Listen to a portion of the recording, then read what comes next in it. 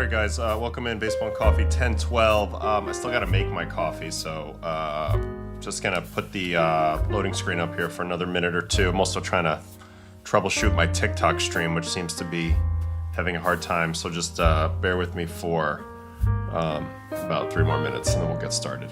All right, thanks.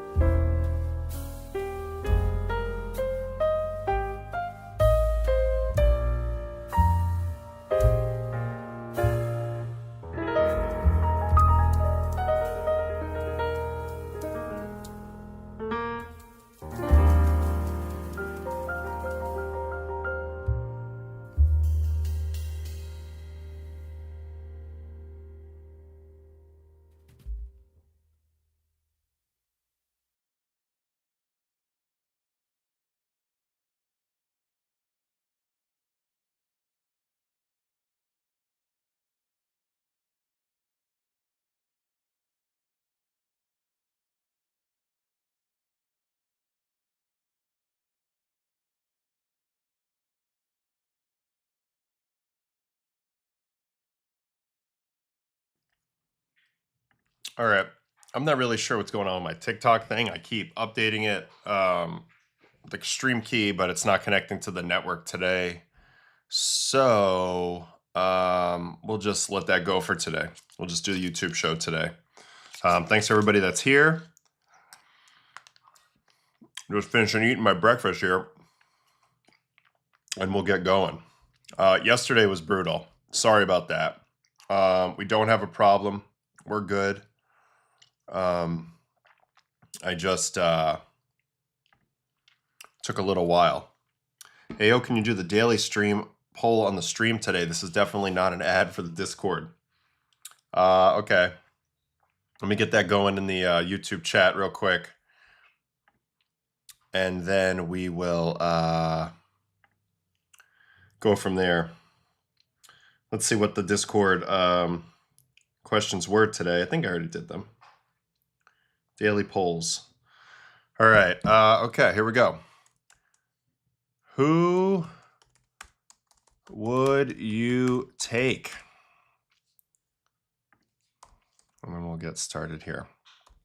Who would you take? First answer is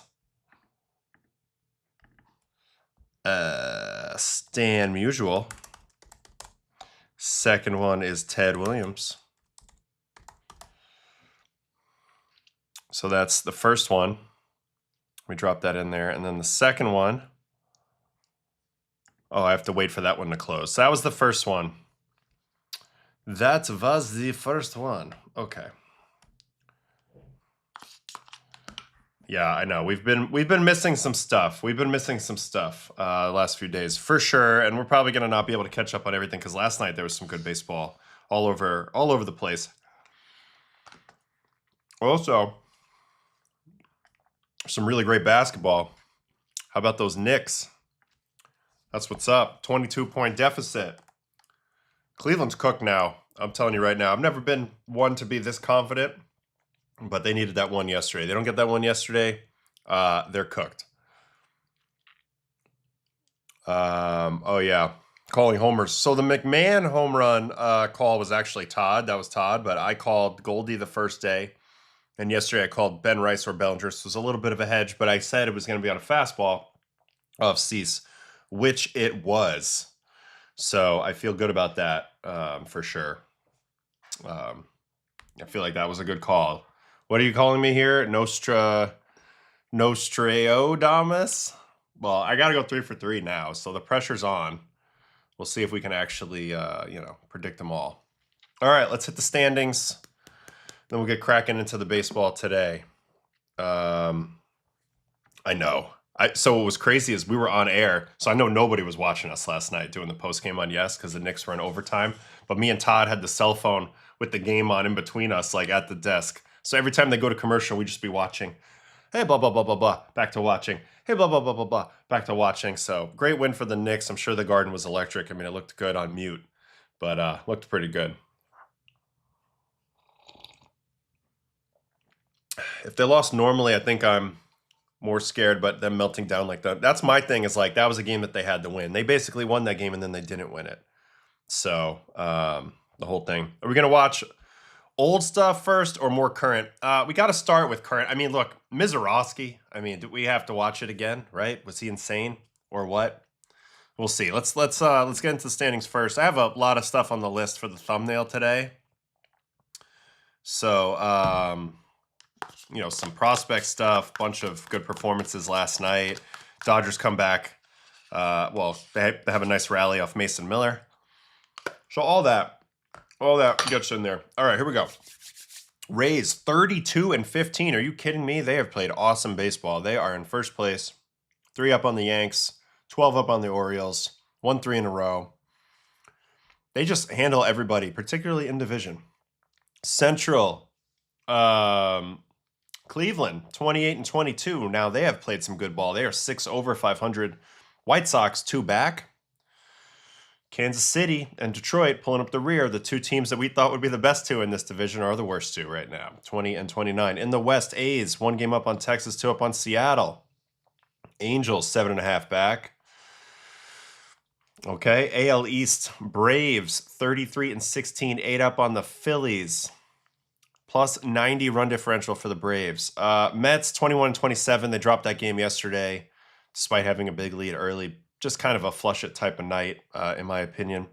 Brewers, half a game up on the Cardinals and the Cubs. So the Brewers are back atop the NL Central. This freaking team, they do it every year.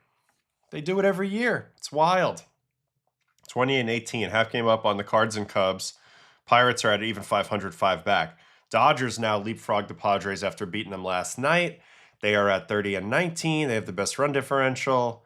Half game up on the San Diego Padres. 11 up on the Colorado Rockies. So that is our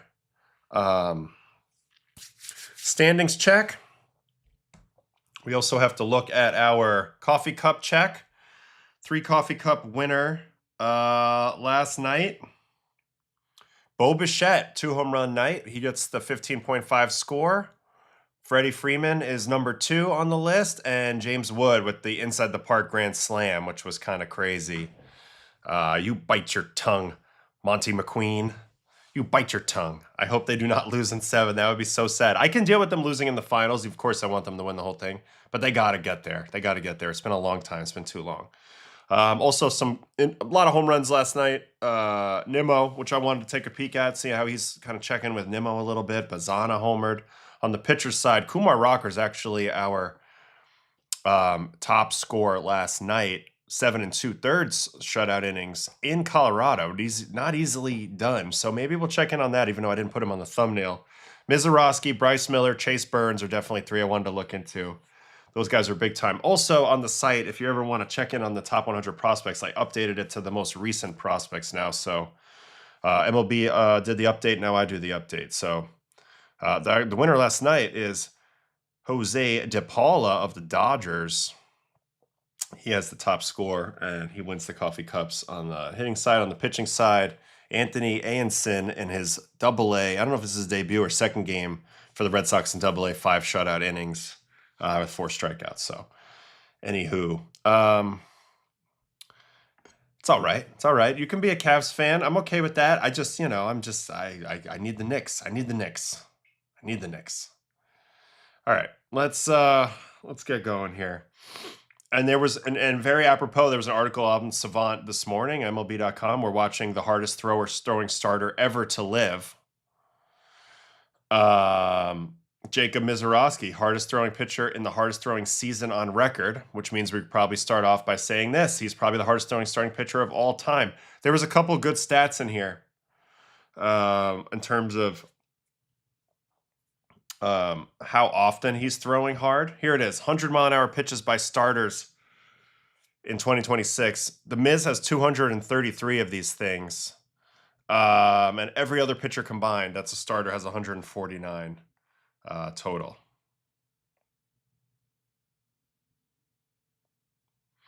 Hold on, I gotta write this email.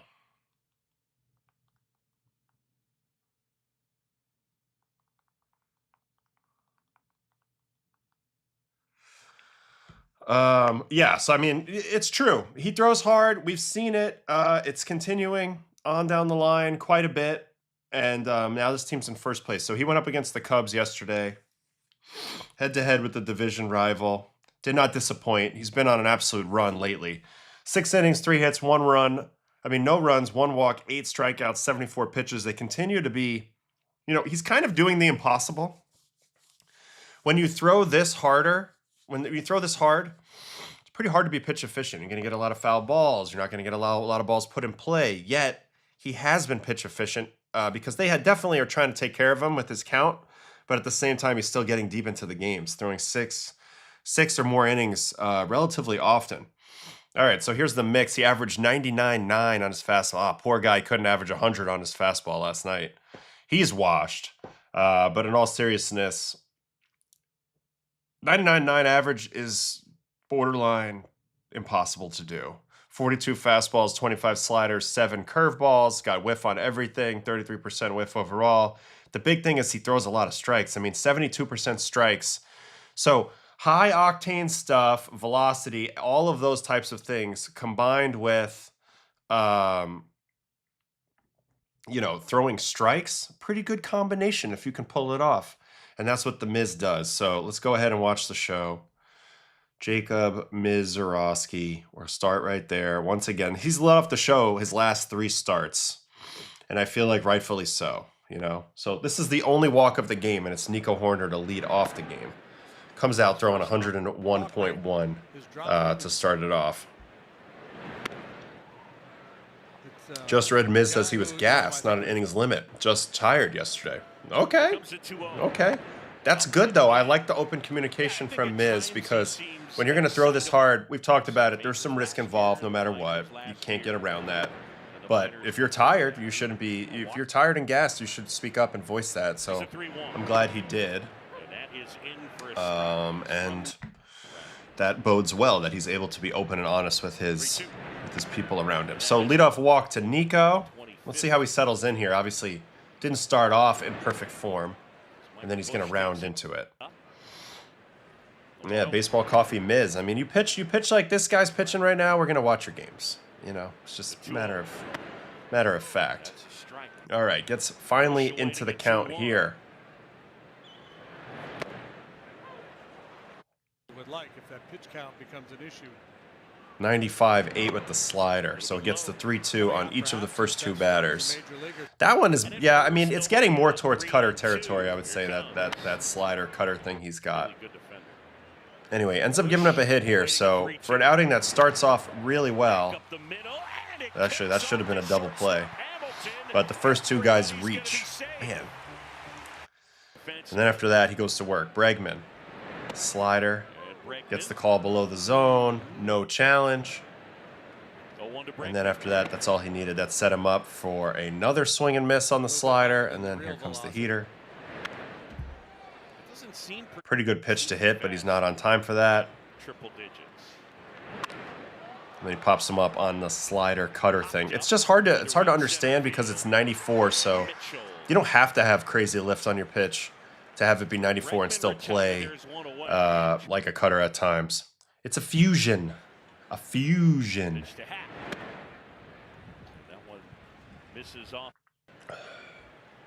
Miz has also thrown a lot more recently, and the Brewers bullpen needed some time on the mound.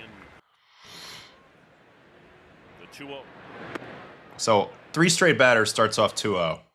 So don't love the way he came out to start this game. It's kind of interesting to see how he's going to get into it because he was pitch efficient through 6 innings. All right, called strike 3 here. Fastball on the inner third and down at a $101. Yes, that is shaving the corner. Is this what he meant to do? Heck no. They were calling for this ball up, but this is what we call the happy accident. Mainly because he didn't swing at it. But, you know, it's like if you throw this pitch down in and it's 94 and, you know, you get the take, you're really breathing. You're going, you're really breathing a sigh of relief, you know, sigh of relief because that's like down in damage spot to a lefty. But at 101, you're pretty protected. So 2 outs there. Here comes Seiya. Him being gassed adds up. He's been leaving starts with quad cramps the last 2 starts before yesterday. Miz does really put a lot of stress on his quads, hammies, and his follow-through. I think that's true. And, you know, to your point, he leaves it all out there. He goes ham. He goes hard. Goes hard in the paint.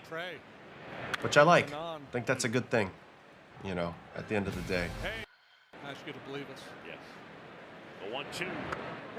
You know what I'm going to do? Since I'm not going to be able to broadcast my TikTok stream, I'm still going to pretend. I'm just going to record and just pretend that it's on. All right, so wait, what was this pitch? Slider strikeout to Seiya.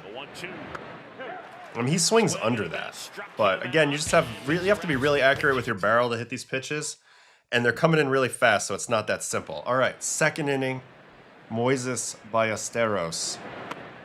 Doors. Ooh, curveball. Typically on here, it's usually the home team broadcast. So I can't hear the broadcast. I know you guys can. So I'm assuming this is Cubs. But I don't know for sure because I can't hear it. This is a perfect fastball, top of the zone. You got no shot if once he gets balls into this location, he's going to be striking guys out. So there's the first out of the second. Yeah, defaults to home team. Yeah. I fear the Cubs' hitting style of looking for walks is hurting their swing timing.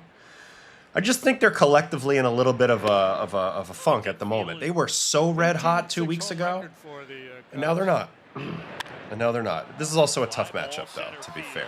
I mean, the Yankees were hot, and then they went and faced the Miz, and they look like little leaguers. So that's what he can do to you, you know? In a league of stuff, yeah, you just have to be able to, he's got the best stuff, maybe. You know, at least in terms of velocity. This is the Cubs cast. Here's the 0-2. Swing and a miss, and Mizorowski. Pitching from the stretch takes so much away from your legs. I don't really agree, Uncle Ted. I think it's the same. I don't see the windup for most guys being much of a real help. I think maybe for rhythm, but I don't think it really takes you out of your legs. This is also a really good curveball. It's maybe the best curveball I've seen him throw. Here's the 0-2. Man, I mean, that strike ball, it's 87. Look at the height it comes out. You gotta honor that on 0-2 count. And then it's just gone. By the time you go to swing at it, you can't possibly adjust your hands fast enough. So, vicious pitch right there. Swing and a miss, and Mizorowski. And then Bush reached on an error. He is set down 6 in a row. Four-seam fastball. So just enjoy watching The Miz at his peak while you've got him. Yeah, you don't know how long this is going to last. I mean, shoot, I hope it lasts a really long time, but you don't know. And right now we're seeing something we've never seen before, you know. That's just the bottom line. It's like Wembayama. It's something you've never seen before. That's actually a really good swing by Nico Horner. How hard do you hit that? 100.8 on a first pitch slider from The Miz, which you're probably not looking for. That's just a good swing. Doesn't work out. Garrett Mitchell's all over that. Also, somebody had asked me yesterday in the Discord about if you could see fielder routes. Now, I don't know how I can maybe make this any bigger. Oop, didn't mean to do that. Shoot. But if you look here in the left-hand corner of your screen, this little field down here, you can see the little dotted line that goes, it's like right around here, that shows the fielder routes. I can't enlarge it for some reason, or I can't figure out how to enlarge it, but you can see the center field route. You can see that if anybody moved, you can even see the fielders move a little bit, where the base runner was. So that's a pretty good little screen to look at. All right, so Nico's out. Next up, 2 outs, nobody on, is Michael Bush. Tonight, they have the most plate appearances with runners on base, the most plate appearances with runners in scoring position. Cam versus Savage today. Yeah, that's the most exciting matchup of the day. So some good curveballs from Mizorowski. There's a nice one dropped in there by Bush. That's a little bit different than what we've seen the last couple games. And then four-seam. Smell you later, 100.2. Let's get another fresh look at the delivery from the side of Mr. Jacob Mizorowski, throwing 100 miles an hour. We talk a little bit about, you know, wind up versus stretch. The reality is, like, either way, he's going to end up getting into the same position. And I don't think that a full wind up would really alleviate that at all. But for me, it's just with him, it's this right here. It's this stretch moment right here. Like, he's combining so many factors into one and just unfurling absolute electricity. But I can see how the hammies, like his left hamstring for sure, his legs in general, they definitely get used a lot. I can see those things being sore after a game. But, you know, I'll tell you what, as a pitcher, you'd much rather your legs get sore than your arm. I'll tell you that. Or your back or something. So I think if anything, it's a good sign that sometimes his legs are just tired underneath him. All right, 0-2 to Bregman, who had a pretty poor at-bat that first time. Slider away ball, and then four-seam strikeout, 101.5. Just got no decision-making time. Not to mention it's 7.5 feet of extension. I mean, it's just ridiculous. All right, Ian Happ, you struck out your first time. Tries to get ahead of that fastball. Doors. Like he's actually rising.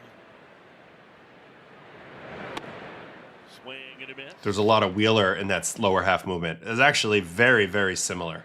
Very, very similar. Good call, Mitch here. I might actually do a side-by-side breakdown of those guys. I think that would be actually good to look at. I think he pitched against the Pirates his last time, Wheeler. So maybe on the back end of this, I'll try to grab another game.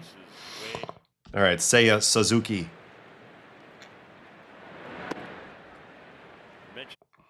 Ever. Minor foul. And on that, I understand where the question comes All right, from. 101.3. It's like even the challenge heaters, it's such a challenge because it's so fast. Oh, and then another curveball. This one's going to be a hit, though. Seiya just pokes it through the right side. So gets the man on here with 2 outs. Here's Moises. He had a 3-pitch strikeout the first time. It's almost disappointing when he's like at 99 miles an hour, which is crazy to say. But the slider in, that definitely played like a cutter. Jammed him, popped him up. Here comes Garrett Mitchell. See, if you want to look at that screen down here on the bottom left, you can kind of see all the different routes, like both of the fielders trying to get close in there, the shortstop going out, center fielder ultimately coming in, making the play, base runners where they were, all that type of stuff, which is pretty cool.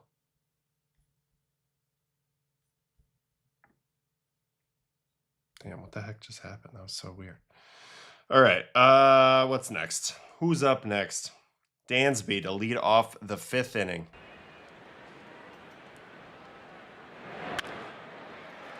Base hit, so a leadoff hit in the 5th.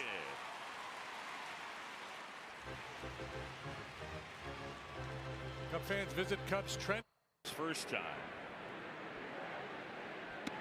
Next up, PCA. Slider in, slider again. Chopped foul. 1-1 count, 4-seam, only 97, so maybe there is a little bit of a shorter leg kick here with the runner on base. Wonder if that's a possibility. If this is, yeah, that looks like that's a little bit of a half delivery move. I don't know if that has any correlation with his velocity or not, but 97's definitely down a little bit. 4-seam down, 2-2, and then swinging strike on another fastball. So PCA just gets beat right there. Let's see the swing from the side with the slippage. Yeah, not great. All right. 170 innings. Miguel Amaya. 162. Slider up in, ball 1. 262. Amaya waits. 4-seam coming here. The 1-0. 2-0. Long, and he's going to overwhelm you. 2-0. 92.5. 1-2. Double play. Great stretch by, I believe that's Jake Bowers at first base on that stretch. But he gets himself a nice double play. So this is how he was a little more efficient, because I wasn't seeing a ton of stuff. I mean, I guess obviously it makes sense against him to be a little active early.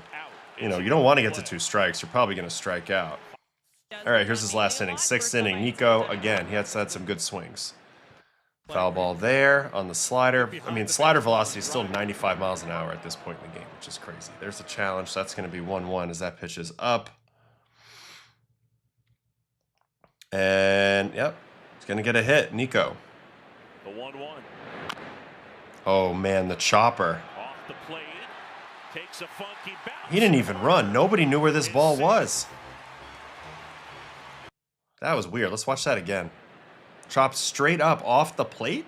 The 1-1.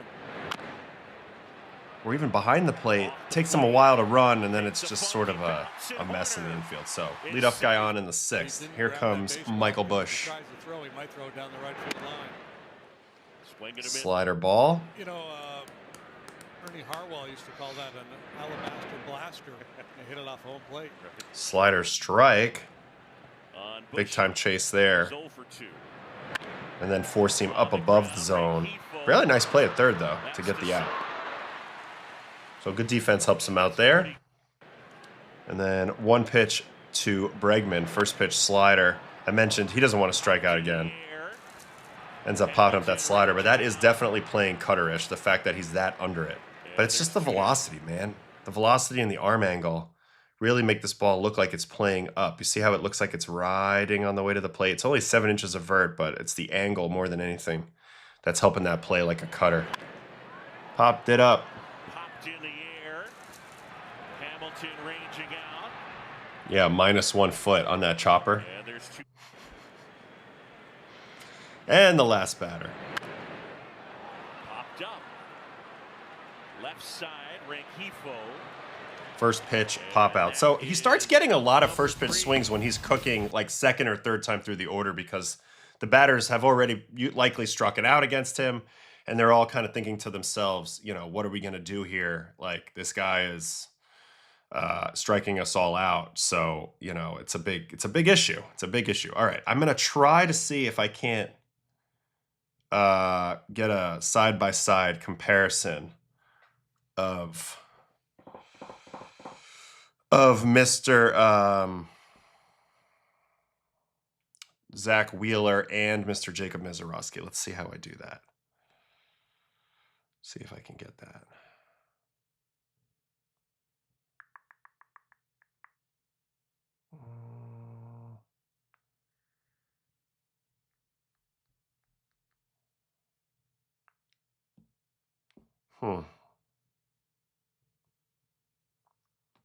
If I hit select new at bat, it's not letting me switch the game. Dang. All right, I can't do it exactly the way I want to, but just take one more look in slow motion at this delivery where he kind of kicks the leg out and gets into this position right here, right? You see that position? So let's screenshot that. And then I'm going to quickly pull up Wheeler, Pittsburgh, and Philly Wheeler. And then we'll look for a fastball out of Wheeler here. And then Mitch's comparison will make a lot of sense. I know this is out of the stretch, but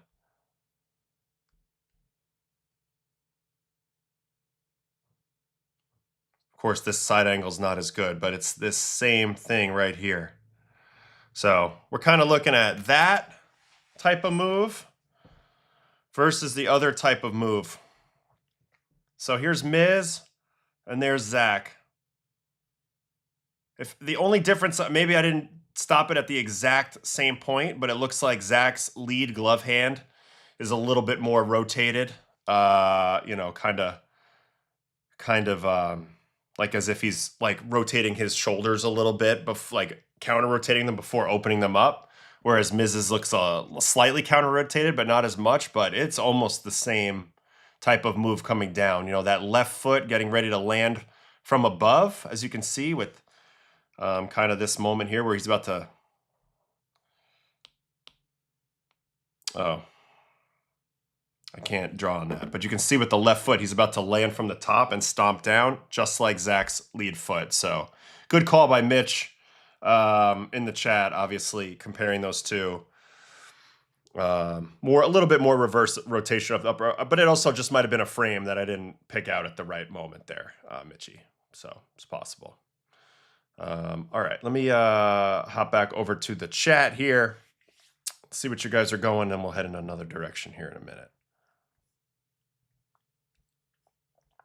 Is there a specific game you remember throwing the hardest you ever have? Yes. Yeah, I could probably find it, to be honest with you, in the research tool. So let me try to load that up real quick for a second, and then maybe we can find the game where I threw the hardest I ever threw. Since we're talking about throwing hard, Jacob Misiorowski is the gold standard of that at the moment. But, you know, there was a moment in time where I threw hard. Granted, it was a long time ago. But we'll take a 2-second detour to try to find that. All right. How am I going to find this? We're going to have to go Ottavino. Then we need season. Hold on. So we want game log. We got to go way back in time to 2014. And then it's at Arizona towards the end of the season here. It's got to be, yep, it's this game right here, even though I give up the home run. Here it is. So my line on this game was 1 inning, 1 hit, 1 run, no walks, 2 strikeouts, and a home run. Is actually a tank by Jake Lamb in this game. You'll notice I come in this game bases loaded, no outs. Bases loaded, no outs. So here it is. This is my hardest ever outing in the big leagues. Mark Trumbo. Sweeper, ball 1 at 81. Sweeper, 82.5. Four-seam fastball, 96.8. 97 on your TV gun. And then sweeper 83-2, but it gets really spicy against Miguel Montero, who's the next batter. So this was a little chopper back to me. I couldn't get out of my glove, so we only get the one out, which was unfortunate. Flipped it to my guy, the Fort, Michael McHenry, kept the bases loaded. And that brings us up to this at-bat with Miguel Montero, where this is all like 99-mile-an-hour fastballs. 99 fouled away. This one's 96.6. I don't know how I dropped this many miles an hour this fast, but did get the swing and miss there. And then here's 97.4. Another foul ball. Another 97. I think at some point in this inning I hit 99.6 or something like that, and that's my fastest ever pitch.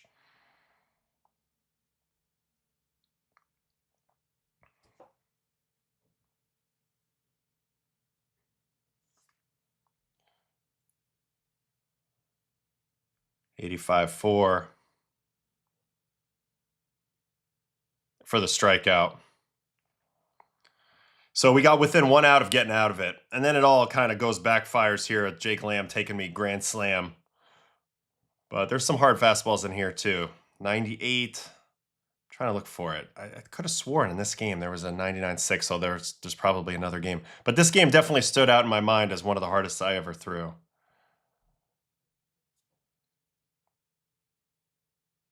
I mean, and I'm throwing like I'm a clown at the circus, but kind of is what it is. I want to see the grand slam. I know it's coming. There's a grand slam. Absolute tank. But yeah, I mean, hit 99 a couple times in this game and in some other games kind of surrounding it. I remember I think I threw some angry fastballs to this next guy after the grand slam happened. I ended up punching him out pretty quick, but yep, that was it. Throwing hard. I definitely threw a little more over the top at that point too, which was part of the equation there. So you're saying it wasn't in the WC versus Mexico? No, definitely not. Definitely not. Definitely not. Definitely not. Next poll. Is the other one done already?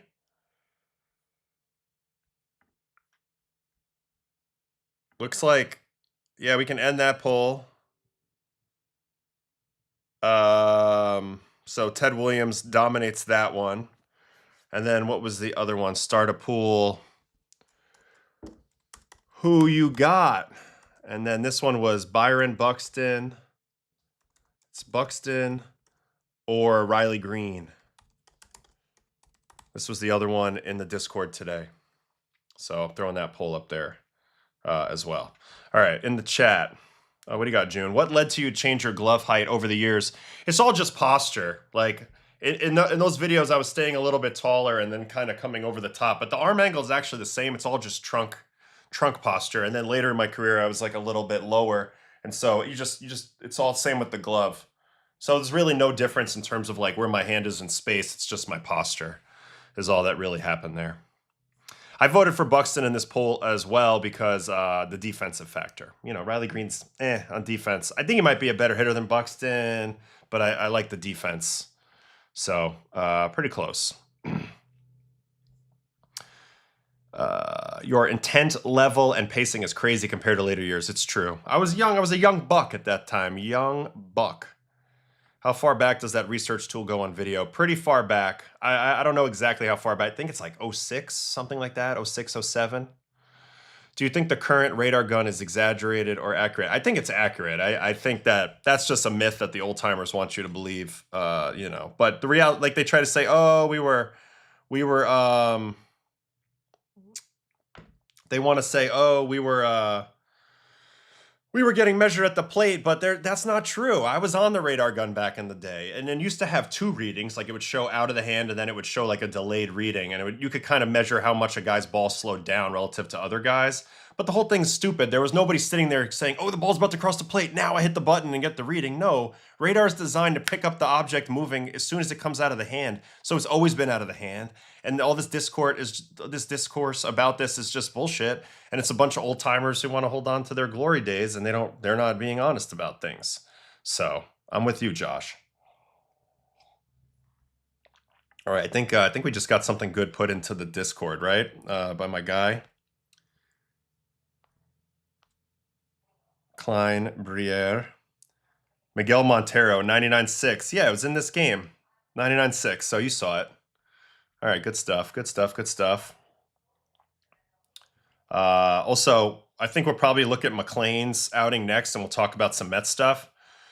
Nolan McLean, this is the current splits in the moment for March/April versus May.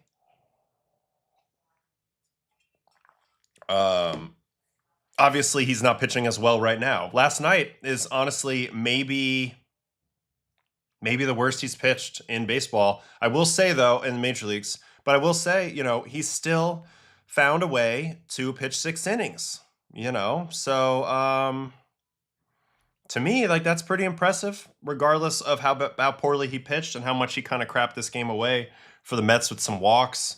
And, they had the big lead. They were up 5-0. But he did get his 100 pitches in. 5 2/3, 8 hits, 6 earned, 2 walks, 5 strikeouts, 2 home runs. So because he didn't pitch his best game ever, I'm probably not going to watch all of it.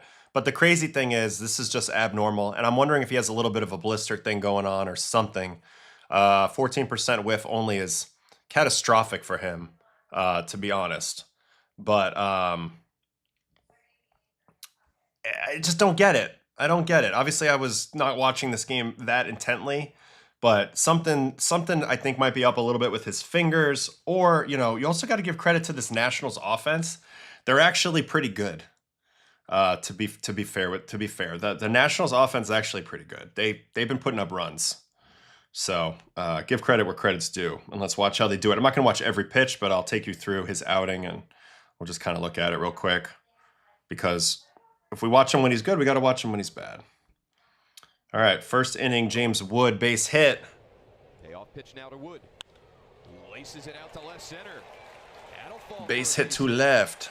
Handled by Morabito, and James Wood aboard. I think there's a point to be made here about guys also taking a lot of pitches against guys that have crazy stuff, and sometimes the pitcher beating himself. And I think you saw a little bit of that with McLean yesterday. He kind of dug himself the hole in the bad inning. All right, so leadoff hit. There's a ground ball. Here's Jose Tena. Line drive to left. There's the rookie Morabito, Italian friend out there, making a nice running, leaping catch for his first major league action right here. Although he did have a very adventurous next inning in the major leagues in the outfield. And then there's a vicious sweeper to strike out C.J. Abrams. So it's not like the pitches aren't nasty. I mean, that's still just as nasty as ever. But also, let's pay attention if he looks at his hand at all as time goes on. All right, now he's pitching with that 5-0 lead here in the second inning. He's able to get a 1-pitch out to lead it off from Lyle. And then here's Dylan Cruz. Pops him up on a cutter. Morabito said he should have caught the ball at Wall. It was in his glove. Still a tough play. Still a tough play. All right, here we go. Base hit. So he was rolling along here fine. And then stuff starts happening. Vivas, line drive to right on the 4-seam. I've talked about how his 4-seam's his worst pitch. Probably that in the cutter. But I don't mind him throwing it there up 5, when you think the other team should be taking.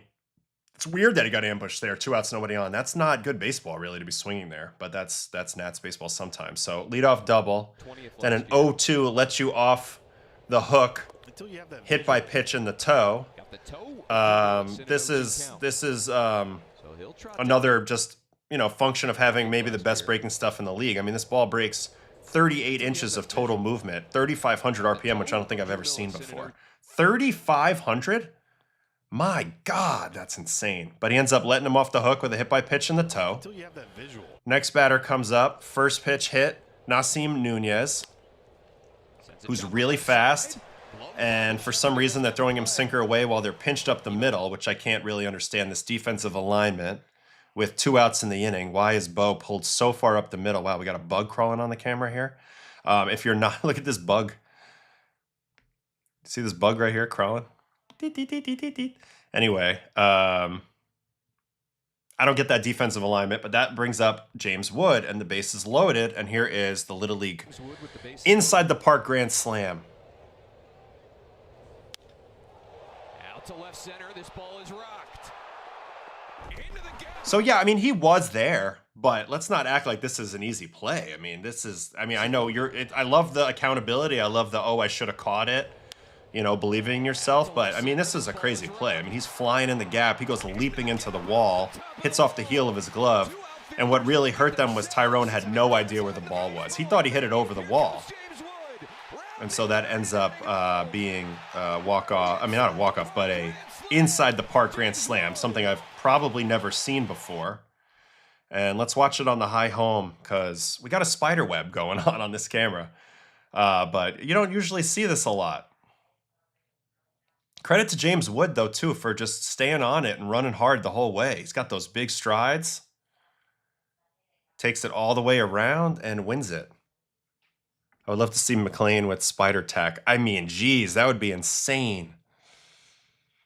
That was so bonkers. I was confused in person. Did you know where the ball was in that moment? That was such a weird thing. Since there's a tool that allows player tracking in-game, is there a system in place to discern the difference between a player's route to the ball versus optimal route? Yes. Yes, I could actually show you that in a minute. You can look on the outfield leaderboard. There's like routes. There's a score for route efficiency.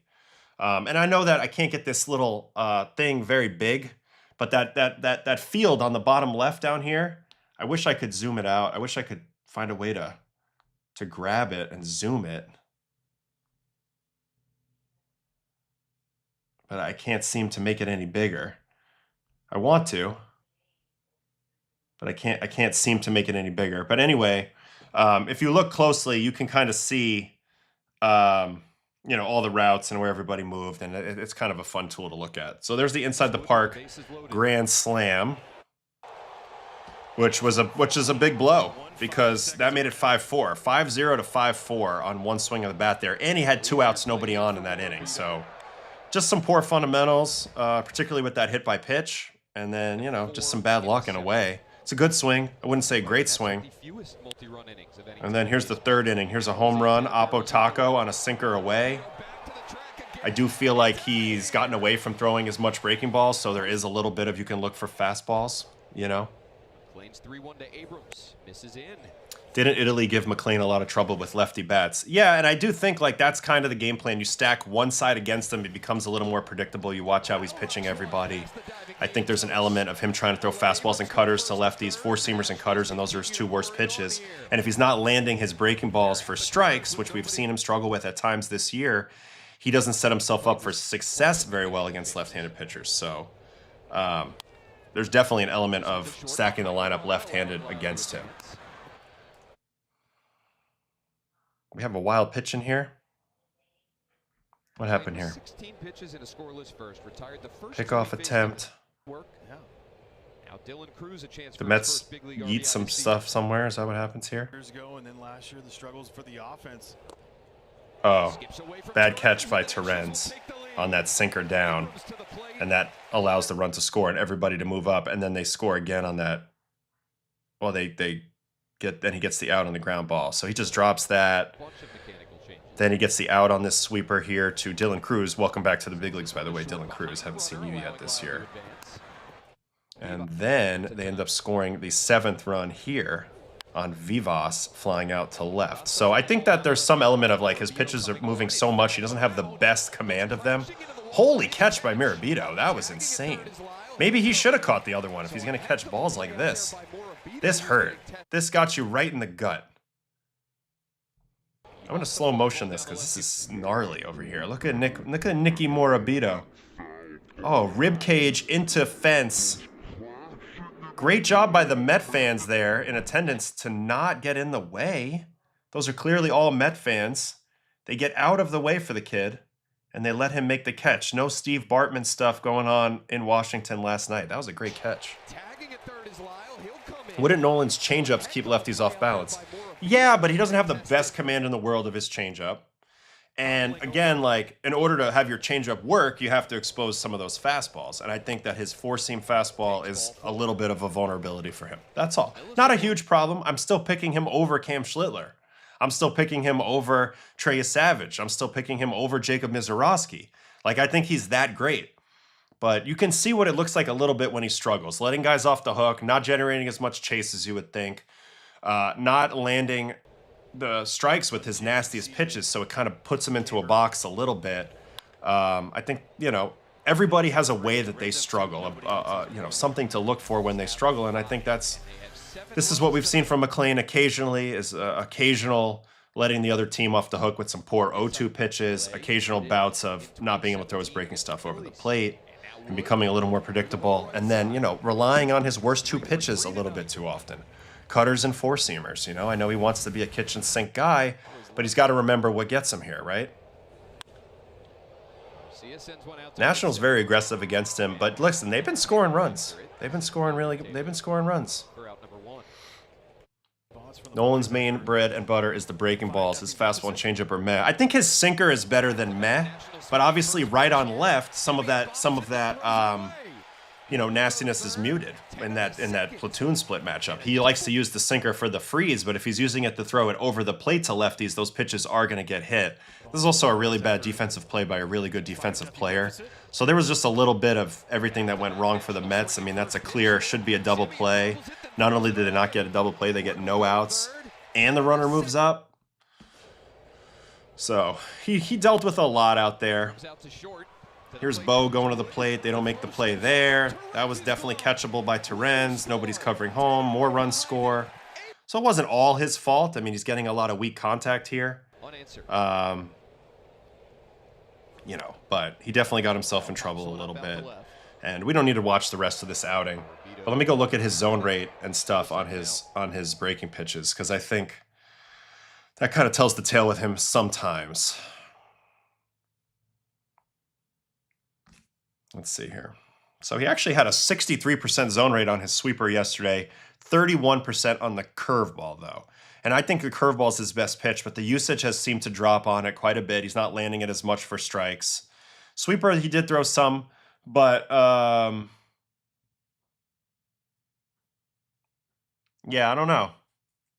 Just some poor fundamentals at times, and a little bit of unpredictability about how he's going to be able to command those two pitches. But I do think, you know, look, when he's facing lefties, you see the breakdown here versus left-handers. You know, he's not throwing those four-seamers to righties, but he's throwing 20 of them. He threw 20 of them to lefties. That's 20 opportunities where if he makes a mistake in the zone with that pitch, he's got damage potential, and another 13 cutters. Not that those pitches aren't useful, but that's 33 pitches that he has to locate really well given their movement relative to everything else where he's vulnerable in the zone. So that's just one of my arguments with Nolan McLean at the moment in terms of what to look for. He really wants to be throwing sinkers, sweepers, curveballs, and changeups. Those are his four nastiest pitches.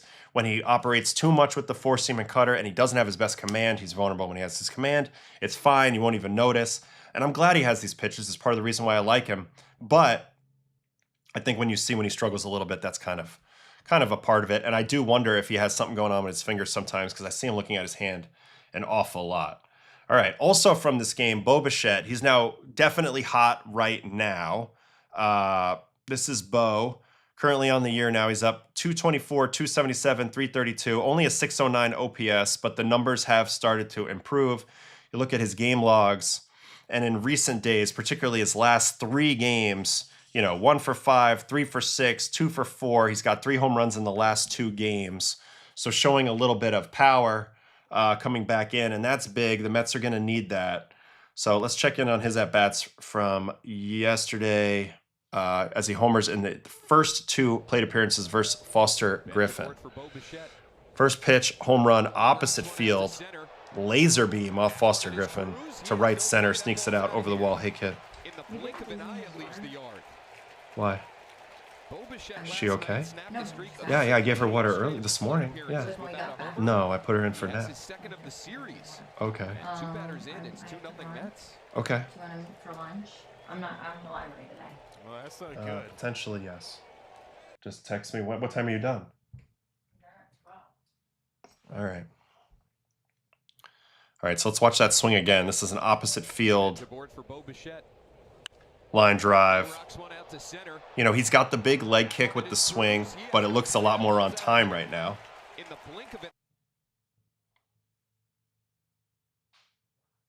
Yeah, that's just in rhythm. And I think sometimes with him, because especially pre-2 strikes, like this move is very big and very aggressive.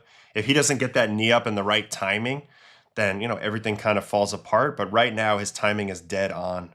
And he's able to not only use the whole field, but drive balls with authority. So this is that first home run. It's opposite field. Pops it out. And then the very next at-bat, he's going to take him to left field on an up and in pitch. So very, very dialed. I mean, that's a first pitch curveball, just pure reaction swing. And he hits the tar out of it off the deck into left. So everything's working well right now. The hand-eye coordination's there. He's seeing the ball a lot better than he was before. And it feels like his load timing is a bit earlier, and he's able to kind of sit on that back leg and evaluate the pitches at a higher rate and at a better clip. Gets himself into a 3-1 count here. That's crazy. You look at Comes underneath that cutter. Here's a 4-seam. He's going to foul this one off. Interesting that in this spot, he sticks with his leg kick. He's known for going with the foot down, no leg kick with 2 strikes. But in this spot, he knows that he needs an extra base hit to drive in this run, so he stays with his leg kick. That's also maybe an indicator of how he's feeling with his timing, and it pays off because he goes home run right here on 3-2. Also, he did a great job controlling his timing there because the pitcher tried to get him with a hesitation move. Check out Foster Griffin and Bo Bichette here. Foster goes up and pauses, and Bo sees that and doesn't lift the leg early. This was very impressive. So look, he brings it up and pauses. Normally, Bo would have already lifted the leg here, but he doesn't get baited into it by this pause and doesn't lose his rhythm. He waits for him to start moving down, then gets the leg up and is still able to beat him to the spot in. So to me, this is all very indicative of the way he's been swinging it right now. He's on time, he's seeing the ball, and now he's in a good groove. So they're going to try to ride that for a little while. But I think that's a good pitch, up and in. And I like the timing disruption attempt by Griffin. But right now, Bo's just that hot. Pulls the hands in nasty. And, yeah, that's what we're looking at right now. So good sign for the Mets. It's unfortunate they can't get everybody going at once, you know. But sooner or later, this kid was going to get it going. With the pants over the knees. Hunter Pence style. Pull the hands in, line drive to left. And then there's also the home run from yesterday's game, which we can watch because 2 days ago, because he's been on a little bit of a burner at the plate, going 3 for 6 in this one. Here's the home run versus Mitchell Parker. Bo historically starts cold anyway. His month-by-month splits are bonkers. It's like boiling water. He also hit a ball 115 yesterday. Bo's high leg kick susceptible to more timing issues. Yes, it is. But right now, when it's dialed in, you see why it's not a problem, why nobody's messing with it. Because when he gets it up in good rhythm and his hands and his eyes are working together so well, along with his leg kick timing, he's one of the best in the business. This is a massive hack 2-0. So what is he going to come back with him again? Curveball? So he takes a massive hack at a fastball, and then he's able to punish a poor hanging curveball at the top of the zone into left. So, again, it's the adjustability. Like, not a lot of guys have adjustability with the big leg kick hang like that, but to be able to be on time for the fastball, drive a ball the other way, beat a cutter up and into the spot, and then also punish the hanging breaking ball. Really good sign for the Mets. Really good sign for Bo. All right, what else did he get in this game? He also had 2 other hits. Let's see the swings on the 2 hits. This one is off of Schultz. 3-2 cutter, little hard grounder back through the box. So good swing there at a $1.06. That set the Mets up in that 12th inning where they had the huge rally. And then in the same inning, he ends up getting a hit off a position player. Scored 8 here in the top of the 12th. He went double leg kick. He put his foot down and then reapplied it and then swung at that. I know this is kind of funny to look at, but I thought this was a funny swing. Straight softball hack. But Bichette looking good, trending better. Everything's good. So good sign for the Mets and good sign for the kid. So just wanted to touch on that for a little while. All right, back to the shot and back to the chat. Bo was still playing through injury in November last year. He deserves time to get going as much as anyone. Yeah, of course, of course. It's just tough because they were all collectively in a malaise to start the season. So, you know, it's a little bit exacerbated when there's other guys that aren't, you know, picking up the slack at the same level.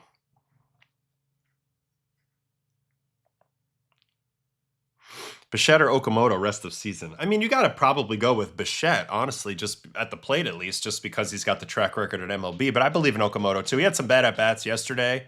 He's not seeing the ball great at the moment. But I believe in both of them. I think they're both going to be fine. What do you want me to do? What stats do you want me to check? What stats do you want me to check? What stat? What stat, Weeping Angel? How many strikes he throw?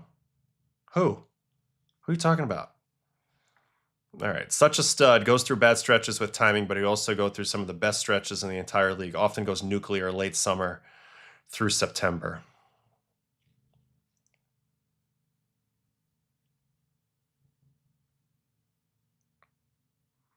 What do you think of Morabito? Should he stay in the majors? I mean, he's an exciting player because he has speed, defense in his game, contact hitter.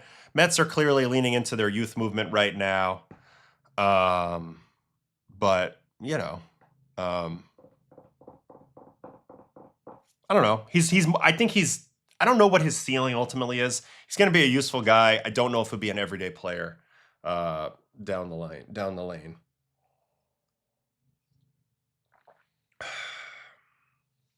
All right, Murakami has an opt-out after this year. He's 100% exercising that. Yes. At the rate he's at right now, yes. I expect the White Sox to make a run at extending him, though. They seem to have a good vibe going, so wouldn't surprise me if that's a big factor here as this goes on. The strikes he threw to Bo, I think we're past that, Weeping. Sorry. All right. It's about to do Chase Burns. Yes, Chase Burns. Chase Burns is coming for that Cy Young. He wants to be in the race. He wants to be in the race. He's been pitching great. He pitched against the Phillies yesterday. We've been watching most of his starts. So let's check out. Let's check him out. Let me just answer one more thing here. Who was the #1 draft pick in your idea? I still think it's Rock Chalowski, but there's some players that I like a lot that we've looked at. Like I'm a fan of Sawyer Stroh-Snyder and his swing. I'm a big fan of Gio Rojas. I don't think either of those guys are going to go in the top 5, but those are some of my favorite guys I've seen so far.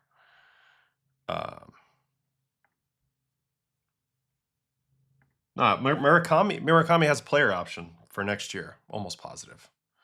So, anyway, Chase dominating with essentially 2 pitches, and it works.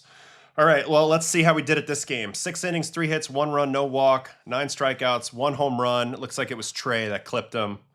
Let's see the pitch mix. Did he utilize the changeup much? No, only 4 of those. So, yep, more of the same. 49 heaters, 33 sliders, 43% whiff. The slider's unreal, 64% whiff on slider. I want to check what it is on the year after this. 60% first pitch strikes, 35% chase. He's very good. A lot of chase from Chase Burns. All right, Phillies and Cincinnati Redlegs. It's a shame they don't have Hunter Green going too, because that would be a pretty dynamic duo to watch. All right, first at bat, Trey Turner's gonna punch out. Look at the averages against. No wonder why he doesn't throw a lot of change on a slider. Nasty. And Bryce Harper getting out on 99.2. Little line drive to left with that cut, gets it on the hands just a little bit. And then Alec Boehm moved up to the 3-hole. He's going to get a hit here on a slider. That's a hanger right in the middle. He tagged that ball pretty good. That ball's hit hard. 107.4 on a line. And Bohm has a 10-game hitting streak. Just looked at the whiff rate on the slider, and it is absurd. It's got to be. It's got to be. It's got to be absurd. Because every time I look at it individually, it's like over 40, 50%. I had an argument last summer who would have the better career, Burns or Miz. Jury's still out, but both are starting very well in 2026. That's a great argument. Where are we at on that? You know, where are we at on that?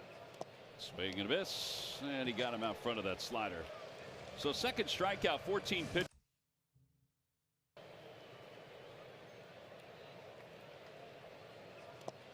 Oh, that's filthy in the dirt from the batting average leader, Brandon Marsh. See you later. All right, second inning. Another strikeout on a slider. It's Adolis. Swing and a miss. The amount of chase he gets is wild. This pitch is nowhere close to the plate, and yet guys are swinging at it, and I think they can't identify much between the fastball and the slider. I think his high arm slot plays into his chase below the zone, and kind of in the same way as Savage's. It's like everything comes down out of the same plane, so it's hard to differentiate, you know? He's hit 7 of 8 now. So 51.7% whiff on his slider on the season. That's nuts. More than half of the ones they swing at, they come up empty. Pretty good trick if you can do it. And on top of that, it's getting double play balls. So it's a double whammy. It's a whiff machine. It's a ground ball pitch. It's got a lot playing for it. Pulled to third. Brian. Over McLean. Over to first. Double play. On to the third. Crawford. High heater, little tapper. Picked up by the catcher, one out there. Back to the, oh no, Marchand, 9-hole here. Popped up outside of third. Four seam down the middle, popped up. Key Bryan is on that. 2 outs there. And Trey Turner, here's the home run. So it's a hanging slider on a 1-0 count. I wonder if he went slider there. Good question. Let's see. Yeah, slider. So maybe a little bit of, he just got a good view of this one. He was able to take this one out of hand. He probably liked the height, and that's why he triggered, but he sees it away from him and is able to stop. And then this next one that he does hit pops a lot closer to him, and then he's able to stay on it for the home run. Really good swing by Trey. Trey's a good off-speed home run hitter because he's got a lot of length and rhythm in his swing, and he catches balls out front, particularly off-speed pitches where he can backspin them to left. Show you what I'm talking about with that swing here. So there's a lot of rhythm. Like you see, he does the little bat twirl, and then he comes back, and then he wants to dive forward and catch balls out front with that extension through the ball. If you remember the famous home run off of Silvino Bracho in the USA-Venezuela game 2023, it was a right-on-right changeup, hanging changeup. This is a hanging slider. That's kind of what Trey does. So no surprise that that's the pitch he homered on right there.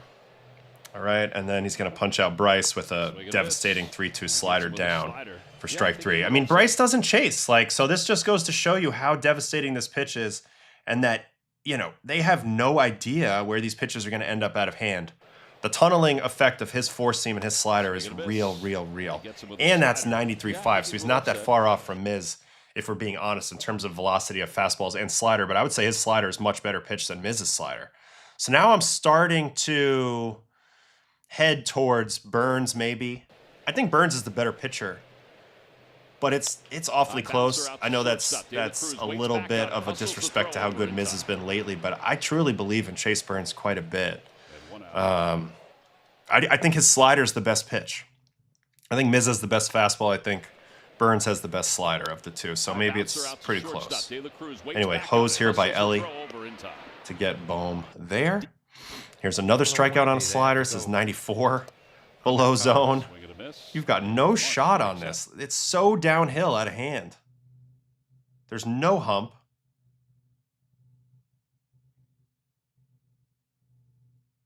I mean, none. No hump at all.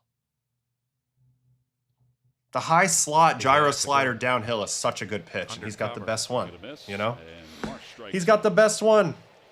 More than a quarter of sliders Burns throws, hitters swing and miss. Throws overall. If they swing at them, they miss more than half of them. Crazy.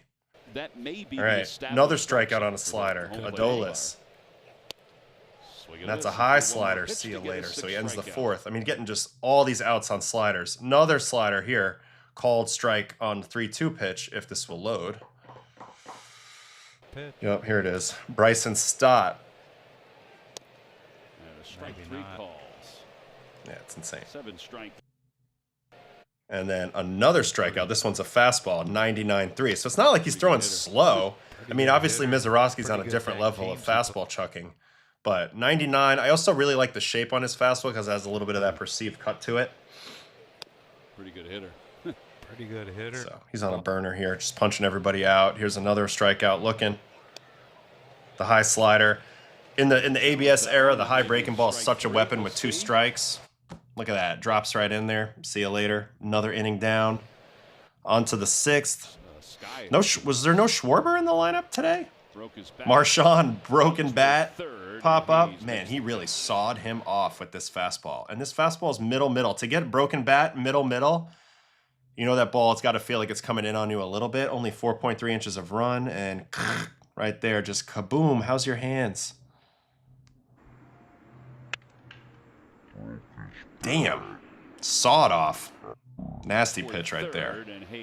All right, 1 out there. Next up, Trey Turner. Slider. Goes right back to it. Actually hangs this one, but this time it backed up into that upper right corner, so a little bit of a happy accident. Pop up there. And then last batter, first pitch out from Bryce. You knew Bryce was going to swing after he struck out that last at-bat. Actually hits a laser beam right off of Chase at 108.8. But he's able to make the play and jog off the mound. Man, he got nailed. He got nailed really hard.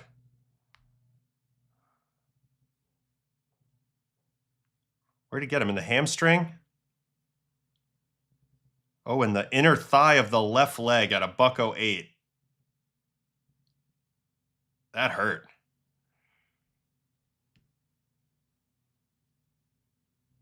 I mean, before he could even finish doing his follow-through, the ball was already lined off of him. That's pretty crazy to see. But another great outing. He's been on a freaking run lately. Like a serious run lately, Chase Burns. So pretty incredible to see. 1.83 through 10 starts this year. 59 innings, 64 strikeouts. You got to put him in the Cy Young race. He's definitely in it. He's got off to the start you need to get off to. As for those stats versus the slider this season, they're actually laughable. He's thrown 336 sliders so far this year. He's allowed 13 hits, but he struck out 44 guys with sliders. They're hitting 100. They're hitting 137 on the slider with a 274 slugging percentage. And the expected numbers are even better. The expected ex-WOBA for him is 189. Actually, the WOBA is 187. The ex-WOBA is 189, so it's totally legit. 51.7% whiff, which was noted in the chat earlier, is just kind of an amazing level of whiff, and then 36.4% put away. So a third of the time he throws it with 2 strikes, it ends the at-bat. So I think it's probably one of the best pitches in the league. Here's what it's looking like on run value this year. Already +8. He's getting a ton of run value out of his fastball too, but you see the RV per 100, the slider at 2.3, so it's even more valuable pitch than the 4-seam. No surprise there, just a devastating pitch. Oh, very pretty. Did you just trim those? Mm-hmm. You want me to put that on the solo shot? Mm-hmm. Look at these flowers. Pretty. Peonies. Peonies, very nice. Don't they smell good? They smell great. Smell. Very nice. Right? Yeah, very good. All right. What happened to Schwarbs? Where was Schwarbs today? The changeups Burns has thrown, he's located well, even though he rarely throws it. Only throws it to lefties. Yeah. Yeah. Good thing I didn't dig those up this time. It wasn't me. So, okay, stomach illness for Schwarber. So he was able to dodge Schwarbs a little bit. Interesting. Oh, so he's there for 2 years no matter what? Okay, maybe I'm wrong. I could have swore he had an opt-out. I've heard that scuttlebutt a lot this year, so it would have made sense. What pitch were you most timid to throw for comebackers? I mean, I guess sinker, because sinker, you know, they're going to hit the ball kind of low launch angle. But I never thought about it at all. I was always surprised when they hit it back at me, which is not a good place to be because you're not ready to field anything. But I was never expecting them to do it, you know. So I think, you know, I showed myself getting hit off the chest by somebody, right? Have you guys seen me get hit off the chest yet? By Jorge Mateo? Let me pull that one up real quick. You want to see Ottavino get absolutely nailed in a game? This was probably one of the scarier ones in my career. 2021. It's a day game against the Orioles, kind of late in the year. Let's see here. I don't think it's 9:30. Yeah, it's got to be this game. Yeah, here it is. So here's the scariest one of my career. 1-2 pitch, sinker, line drive off my chest into the outfield. He hit this 105.2 off my chest. So yeah, we don't have the first base angle yet. This was pre the side angles. Oh, that's such a bummer. See if you can get a good view of it from the center field cam. I took it like a champ, but that thing really hit me hard. Glancing blow right off the chest and into right field for a hit. Do they show my reaction at all? Oh, there I am. Look at Vasquez coming to talk to me. I'm like, yeah, that kind of hurt. That kind of hurt a lot. So, yeah. All right, what are we going to look at next? First, I'll get here in the chat. Your flowers are blooming. Jealous. All the Lake Colorado snow is killing my garden. I was just here for Chase. Be back later. Thanks, Weeping Angel. Sorry I didn't get to whatever you were talking about before, but I got a lot going on in my dome right now. Who was my Chase Burns comparison? He's like a starter version of Brad Lidge. A little bit. Starting Brad Lidge. I think the fastball slider combo with a little bit of the angle. I mean, there's a little bit of John Smoltz in there.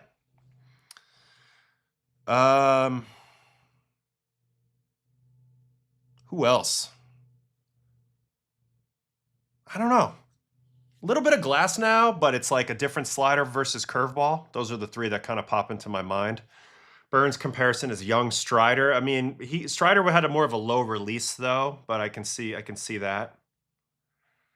The only highlights you show of yourself are giving up bombs and getting hit by comebackers. Yeah, you know, I'm okay showing the bad stuff. We don't have to show the good stuff. What was my favorite park to play in? Wrigley, Fenway, Dodger Stadium. Yeah, I wore that. I had seam marks like on my chest, like literal seams. Ball was crushed. So pretty crazy. Damn, you were lucky that didn't break a rib. It's true. It's true. It's true. All right. Yeah, you want to check this out? We're going to watch the Dodger comeback versus Mason Miller next. That works for me. All right. So let's go over to that game. Dodgers-Padres, 5-4 final. It sucks because I was getting all ready to watch Michael King yesterday. We kind of missed all that. And there was a Roki Sasaki outing a couple days ago that we missed as well. But yeah, it was Sheehan and Canning. They kind of gave up some runs. This came into a bullpen game. Generally, that would favor the Padres, but it ends up not favoring the Padres as they end up mounting a little bit of a rally here against Mason Miller, and they end up winning the game. Andy Pajes with a tremendous at-bat in this game. You got to give him credit for that. So let's hop over into the main screen and find this baseball game.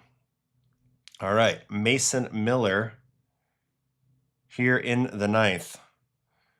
Will Smith fly out to right. This is a tie game of the ninth. This is when you throw your closer at home, right? You want to get the tie game maintained into the bottom half, and you need one run to walk it off. So fly ball to right. Tatis makes that play. Next up is a ball called here on this close pitch to Muncy. He ends up challenging it. He's dead right on this. It's a great at-bat by Muncy, and he is 100% right. That ball is off the plate, so he gets himself on base. And that leaves us to our big-time at-bat of the day versus Andy Pajes. So here we go. Full at-bat versus Pajes. Man on first. Alex calls the pinch runner. First pitch slider, fouled away. Here comes a pickoff attempt. And he throws it away. Had him. Totally had him. Call tried to go. ends up throwing it away. That gets a man all the way to third. That's the go-ahead run. So this was the big mistake of this game.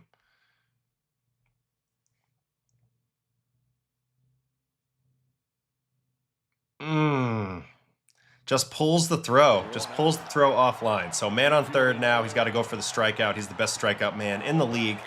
And he goes 100.1, 100.8 above the zone to get to 0-2 count. So now Pages has to battle, right? He's up against the #1 strikeout pitcher in the world. So here we go. 101.9, too high, ball one, 1-2 count. Here's the next pitch, 101.8. Stays alive at the top of the zone. And Pages got that scoopy swing, so he did a good job to stay short on that one. Slider here. Pretty easy take there. Gets the 2-2. 101.4 coming. Another really tough pitch to hit. Stays alive. Fouls it away. Slider, 87. Fouls it away again. Slider again. This was a good one. Nobody hits Mason Miller's slider. And you can see Pages giving some very good, he's locked in this at-bat. He's like, nope, nope, you're not getting me. You're not getting me. I'm going to get you. And then 101.5, he's able to put it in play above the zone, which frankly is really hard to believe. And it sets up Alex Call coming home. I don't know what happened here on this play. Tatis has got one of the best arms in the league. So I'm a little confused about why this ball was cut off. Maybe it was going to be offline. I'm not sure. But by anybody, too. It's the second baseman of all people. Yeah, I guess it would have been offline a little bit. So they end up doing the relay and call scores to go ahead run. I'm trying to figure out the line here.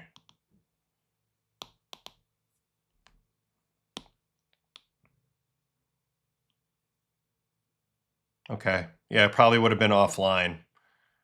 But he's pretty shallow. I thought with his arm, he would have had a shot at Call here. Doesn't end up getting him as this ball ends up getting cut. But he makes the play. Yeah, another spider web, huh? Unbelievable. And also, the slide by Call at the end here, also kind of interesting. I mean, that's blocking the plate, right? I guess he gives him a little bit of the line, but he goes right through him and scores. So it ended up being close regardless, but that's how they win the game. And then World Series hero Will Klein came in and got the job done in the ninth. Ty France throws up the line. You can see for Fermin starting to move up the line. Yeah, I saw that, Jay Farrell. Good call. So then Will Klein comes in. He does this thing. Strikeout. They got to run without the benefit of a hit. Here's Fermin. Going to get him to chop it out. And what has become a very good rivalry over the years. This was a very lively, electric environment at Petco. And this one goes to the Dodgers as Tatis grounds out. We're still waiting on a home run from Tatis. But yeah, it took an error. It took an error by Mason Miller himself, but also a really good at-bat and a good challenge by Muncy opened the door for that inning to take place. So pretty good job. How on earth is Klein ripping 90-mile-an-hour sweepers?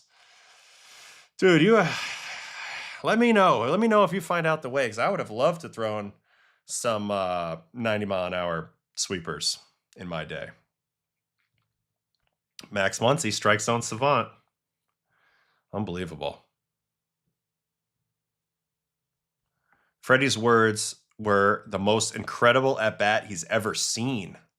Pretty good at-bat. I mean, a lot of good foul balls there. I don't think Mason executed anything perfectly. I think if he goes slider a little bit below zone, he probably gets Pages, but you got to give Pages credit. He fouled off 4 pitches against a guy who strikes literally everybody out and put a 101 pitch above 101 above the zone with his swing too. So he had to kind of come out of his swing a little bit and get on top of the ball a little bit there, which he did. So unbelievable job there by him. Andy Pages. Also from this game, 2-home-run game by Freddie Freeman. So let's check in on Freddie's 2 home runs. Here's the first one. First at bat, Griffin Canning. Slider strike. And here comes a 4-seam. And that's when Freddie's really dialed. He's another guy who can take you to all parts of the ballpark. He's one guy that there's really no pitch that dominates Freddie. Despite he's got such an adjustability in his swing, you can throw a great pitch up above the zone and he'll get to it, or he'll look bad one pitch, he'll make the one pitch adjustment. He'll take you inside out like this. He'll take you pull side like he did off, Nestor in the World Series. So Freddie's a tough nut to crack as a batter. He's always ready to hit. The swing looks a little weird, but it seems like it's a morphing swing that he's able to kind of ask of it whatever he needs to ask to get to where he needs to get. So that's the first home run. Little Oppo Taco 101.3, and then he also clips Estrada here later in the game to tie it up. This is a tough matchup, especially when he's shaving your chest with that first fastball. Here's the second one here. Freddie's longevity is surprising. I don't know if it's that surprising, but he does seem to he has seemed to stay incredibly consistent, particularly over the past few years. I thought at some point he would have a down year, but that has not been the case. All right, drops in that slow forkball thing, sees it one time, sees it again, doesn't miss it the second time. Pulls the hands in on a down-in split, pops it out to right to tie the game. Another 101.6. This is just a pure reaction swing. Watch how late he commits to swinging at this. And yet he's still able to kind of get through it and scoop it under and pop it out. So he's amazing. He does got those big fake chompers in his mouth. That is true. Let's go look at Freddie, not only on the season, but also just at the big picture. So this is Freddie on the season, 85th percentile ex-WOBA. I know the numbers aren't up to his liking yet with the 777 OPS. But, I mean, they're trending that direction. Obviously, the numbers have remained really, really strong for a long time. You want to see consistency. This is consistency. Look at his career percentile rankings at the plate. In batting, he's never been worse than 84th percentile in batting run value. And in ex-WOBA, never been worse than 81st percentile. Last year was his worst year. This year he's above that at 85th. So pretty incredible stuff, not only this year, but every year. And then if you go ahead and we look at his baseball reference page, because now you're thinking Hall of Fame with Freddie here pretty soon. He's up to 2,477 hits. So he needs 523 more hits to get to 3,000. For my money, I think he's going to stick around long enough to get it. He's a career 299 hitter, which is very impressive through this era. 142 OPS plus. He's 36 years old. Easy to imagine him playing till 39, 40, especially being a first baseman, can DH at times if need be. I know he'd like to stay with the Dodgers. I expect his numbers to raise up this year. But, you look at how many hits he's averaged over the years. His 162 game average is 180. Call it 160 at this point. So $160 and $160 gets you to 320. And then another $160 plus whatever he does this year. Yeah, I think this year plus 3 more years, he'll definitely get there, provided he stays healthy. What are his, who do they compare him to, I wonder? Similarity scores. Todd Helton, Paul Goldschmidt, Orlando Cepeda, Andres Galarraga, Joey Votto, Edgar Martinez, Jim Rice, Jeff Bagwell, Carlos Lee, and Bernie Williams. So of that group, 1, 2, 3, 4, 5 Hall of Famers. Goldie's probably going to go in as the 6th Hall of Famer in this group. Joey Votto probably gets in as the 7th. And I feel like I'm biased because Bernie's my favorite player, but Bernie's in there. He could have been easily a Hall of Famer. Carlos Lee, a little bit overshadowed through the steroid era.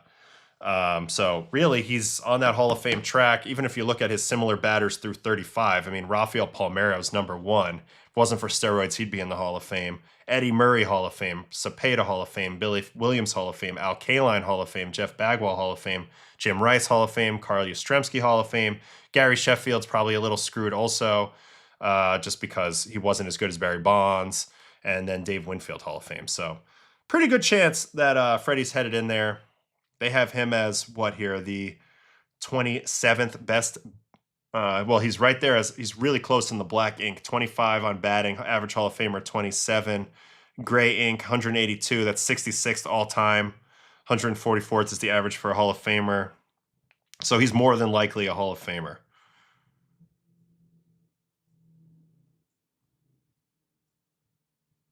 He's already pretty much cleared the gap. It's crazy, too, because first base is no joke. Having him as the 19th best first baseman of all time, according to Jaws. So that's an interesting place to be. But, man, he's been a good hitter, and I hated facing him. Tough guy to face. Tough guy to face. All right, what else we got here? He just needed to see his dad to unlock the swing. So happy to see him back. Freddie and Bo have fairly similar swing metrics. I can see that. I can see that. I don't know if it was mentioned before, but Miller having faced the same lane 2 days in a row with long at bats definitely helped the Dodgers. It's always good to get a closer look at the pitcher, a couple days in a row, especially a guy as good as him. So that probably makes a little sense. Good comment there. I say this as a Dodgers fan. I hope he goes into the Hall as a blank cap guy. I mean, it's pretty split right now. Dodgers, Braves. I'd say at the moment it's probably Braves, but a couple more years with the Dodgers could be Dodgers. So, yeah, good call. Yeah, I don't know. Good question, Jacoby. Not really sure. Yeah, 3 to 4 more years. I'm with you like that. Who does Freddie's swing remind you of? I feel like it is a one of one. I know there's some swing metric comparisons out there, but I don't know. Something about his swing feels one of one to me. Hard to compare him with too many other guys. Ayo, what's your go-to deli order? Okay, I like... on a hero, I'm either going to go with chicken cutlet, but no matter what, the toppings are the same. So chicken cutlet or like turkey breast. And then it's lettuce, tomato, red onion, deli mustard, a little bit of mayo, oil and vinegar. So I like 3 toppings. And if I can get roasted red peppers, I want that on there too. Big peppers guy. Pickles even. I'll throw pickles in there too. I like a lot of extra texture beyond just the main event of the meat and the cheese. But I like a fresh mozzarella if I can get that. If not, I go provolone. If not that, I can go pepper jack. And American's like a last resort. But those are the 4 cheeses I like. Definitely fresh mutz if I can get it. Yeah, Miller did lose the game a little bit in that first. And then he kind of refound it in that second one and got the save. So, I mean, look, he's not perfect. I mean, I was thinking about it right now. The best 3 relievers probably on the year so far. Mason Miller, Louis Varland, and probably Rico Garcia. So far this year, but yeah, Louis Varland and Mason Miller going head to head right now. They are the leaders in the clubhouse to win the Mariano and the Trevor Hoffman Award, respectively. Yeah, I feel like if I just saw Freddie taking dry hacks, I would write him off as a non-prospect. It's really a pretty funny looking swing. That's why they play the games. I agree. It's not what you see a lot of people do, but I've mentioned how it's a pretty good. Adjustability level in that swing, and I think that's what served him well over the years. All right, let's go check in on another game that happened yesterday and had some interesting performances in it. It's Colorado and Texas. Texas wins it 10-0 at Coors Field. Really an incredible outing by Kumar Rocker. They used the opener in this one, Tyler Alexander, and then Kumar almost pitched the rest of this game. 7 2/3, 3 hits, 3 walks, 7 strikeouts. So I do want to watch that, but I think I want to start with Brandon Nimmo. 3 for 4, 1 home run, 3 RBIs. He's at a 775 OPS. So before we watch his at-bats from yesterday, I want to kind of dive in on Nimmo a little bit in his season this year. So, Mets give up on him. Didn't want to pay him as he aged. They trade him for Semien straight up. It's a 5-year contract remaining for Nimmo versus 3 years left of Semien. So that's sort of the give and take of why they made that move. So my bad. So it's Kumar. My bad. I'm sorry. But either way, I think the biggest thing with him, they were talking about his defense a lot last year, right? And to me, I felt like that was a little bit misguided because he dealt with plantar fasciitis quite a bit over the last 2 seasons. And I don't know what the status of his foot is right now, but I felt like that's where his defensive, stuff started to have a drop off. So if he was going to get that foot figured out, I felt like he was going to be able to come back with much better physical attributes. And we're seeing it right off the rip. Here's sprint speed. Last year, you can see he dropped down to an uncharacteristic 46th percentile in sprint speed, and now he's back up to 73 percentile sprint speed. So I know this was a focus for him. He heard the criticisms. He saw that he wasn't brought back to a team he felt like he was a leader of because of his defense. So a lot of that's his speed and ultimately his range. So he gets his speed up to a level that we haven't seen since 2022. And now he's playing a little better defense. And honestly, he's been trending in a great direction, hitting for a long time. He's been an interesting player because he kind of morphed his game from contact and never swinging into more of a power game. But he's been able to kind of split the difference a little bit at times this year. And overall, you look at the metrics, I mean, he's solid across the board. Very good guy to have in your lineup, very steady guy, hits lefties well for a lefty, pretty, always puts up a good at-bat. This guy comes to play every day. So I think this was actually a pretty good move by Texas. I don't know how he'll age the next few years, but in the moment right now, he has the beginnings of a bounce-back year. There could be an 800 OPS in here for him. If he can continue down the stretch, because it does look physically like he's in a good spot. Anyway, so here's his at-bats from yesterday. He gets 3 hits in this game and a hit by pitch. So first at-bat, he gets plunked. Also, good, always cool for Brandon to play at Coors Field. A lot of people might not know about this, but, Brandon grew up in Wyoming, and there was no baseball on his high school team. So he had to play exclusively travel ball, Legion ball, and he played a ton of tournaments in Colorado, which is the state to the south of Wyoming. And this is actually the Major League ballpark, the closest to where he grew up. So this is where he always has a lot of family coming in, and this is sort of like a semi-homecoming for him when he plays for the Rockies. Here's a hit on a slider. Good swing, stays down through that ball, peppers it to right. Gets himself an RBI base hit here. Hit that ball 107.7, so hit by pitch, and then a base hit right there. And then here's the at-bat with the home run. It's a first pitch curveball, and he stays on it and takes it to dead center at Coors. Now, is this a Coors Field home run? Yeah, a little bit, but still a really good swing. He's staying to the big part of the park, driving it. So he's got a 107.7 single and a 104.6 home run in this game. And I love his swing. It's very simple. He's actually, looks like he's toned down the leg kick a little bit. He's just kind of doing a basic step right now. Really good athlete, really twitchy guy. And, really good swing. What can I say? Great swing from Nims there. And then he even adds on to it with a nice single here versus a really hard thrower, Halverson, here in the ninth. So he ends up with a 3 for 4 day and on base 4 out of 5 at bats. And Texas is, I think, a half game back in the division. Seager's out right now. Hitting has been a little bit of an issue for them the last 2 years, but I like what Nimmo's bringing to their team, and I'm happy to see him playing well. So if this clip will load, we'll see his next hit here in the minute. Brandon's been struggling recently, yeah, but he just did it. We need this last clip. Here it is. I think getting back to Colorado is a good thing for him. Look at how he stays short and on that ball at the top of the zone. Really nice pass at that one. So 95-2. Check out the nice short stroke at the top of the zone here. It's good stuff.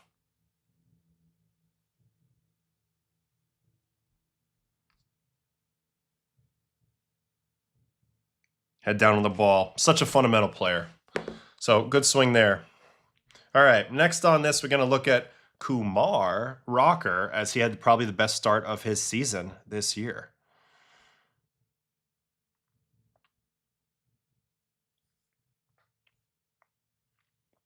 Nimmo looks like Hunter Pence without the autistic swing of Pence. Yes, they're very similar athletes. They are, actually. It's a good comp in a lot of ways.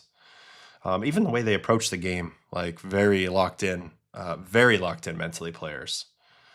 Otto, what are the odds of an extra inning no-hitter? Funny example, and I know it's a game, but once I pulled off an 18-inning no-hitter on online. I think there's been 1 or 2 10-inning no-hitters, but not much. So pretty slow. Pretty slow.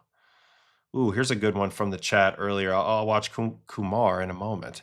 Isn't Cease the natural comp for Burns? They both averaging 19, inducing 18 to 19, 3 to 4 of tail, and then a slider. You're right. It's a great call. I didn't say that. I didn't think of that one earlier. Great comp. Much better comp than the ones I came up with. Fastball slider, guys. Slider is arguably a top 5 pitch in baseball. Similar arm angles, over the top, north-south guys. I like that a lot. I think that's great. That didn't pop into my head immediately. So I like that a lot. That's a really good comp there. Thanks for that comment, Angry 340.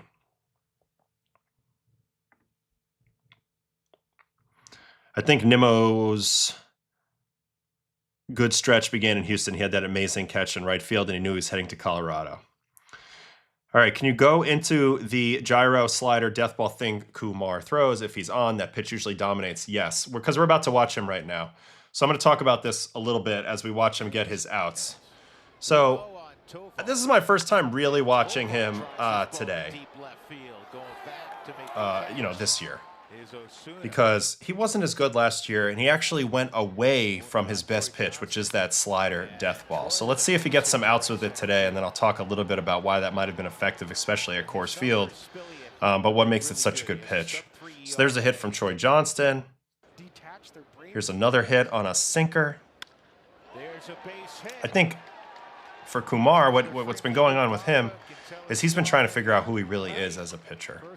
You know, he's been trying to figure that out for a long time. Here's a slider in the dirt. This is one of those gyro death balls. Gets the chase below the zone for the strikeout there. And then he's going to get an out on a fastball here. But it's like he's armed with one truly great pitch, which is his death ball. So we'll go back to this strikeout right here. What makes this pitch so good? What makes this pitch so good is that he can get really comfortably into this area right here. He can throw a pitch that starts medium height, so you have to honor it. It doesn't have a lot of movement left or right, so it's a little bit less information for the batter in terms of not chasing because they don't see a ton of horizontal movement out of hand, so now they're only judging north-south. So the ball's over the plate for a really long time, and then it gives out and it drops. And you see a good example of that right here. Now, this isn't a perfect angle because we're up high, but this pitch is firmly in the zone on the way, and then it gets below the zone. So that's what makes it good. Furthermore, if you're going to pitch at Coors Field, this is a good pitch to have. This is what made John Gray really good at Coors Field at times, as well as German Marquez and some others, Elise Chassin, guys with the gyro sliders, because the air doesn't affect the gyro pitch as much. When it's coming at bullet spin, the gravity's still just pulling it down. So it's gonna look really nasty and pretty much just as nasty as it would at sea level. And it's the only pitch in your arsenal that has that. A pitch with a ton of gyro is the only pitch in your arsenal at Coors that's gonna look like it's at sea level. So no surprise that he was able to get some swing and misses with that at Coors. All right, on to his second inning, which was the third inning. Here's another example of that death ball right below the zone. And I thought this was a good look at it too. You can see there's just not a lot of tail on it, not a lot of move one way or another. It's a straight down effect. And I'm telling you right now, I've done the studying. This area, I keep talking about it, this on-under we call it, on the plate, under the zone, that's the #1 chase area in baseball. So he's so good at getting into this area. And when he's really cooking, that's where you're going to see these pitches. So there's a strikeout there. Here's an out on a sinker.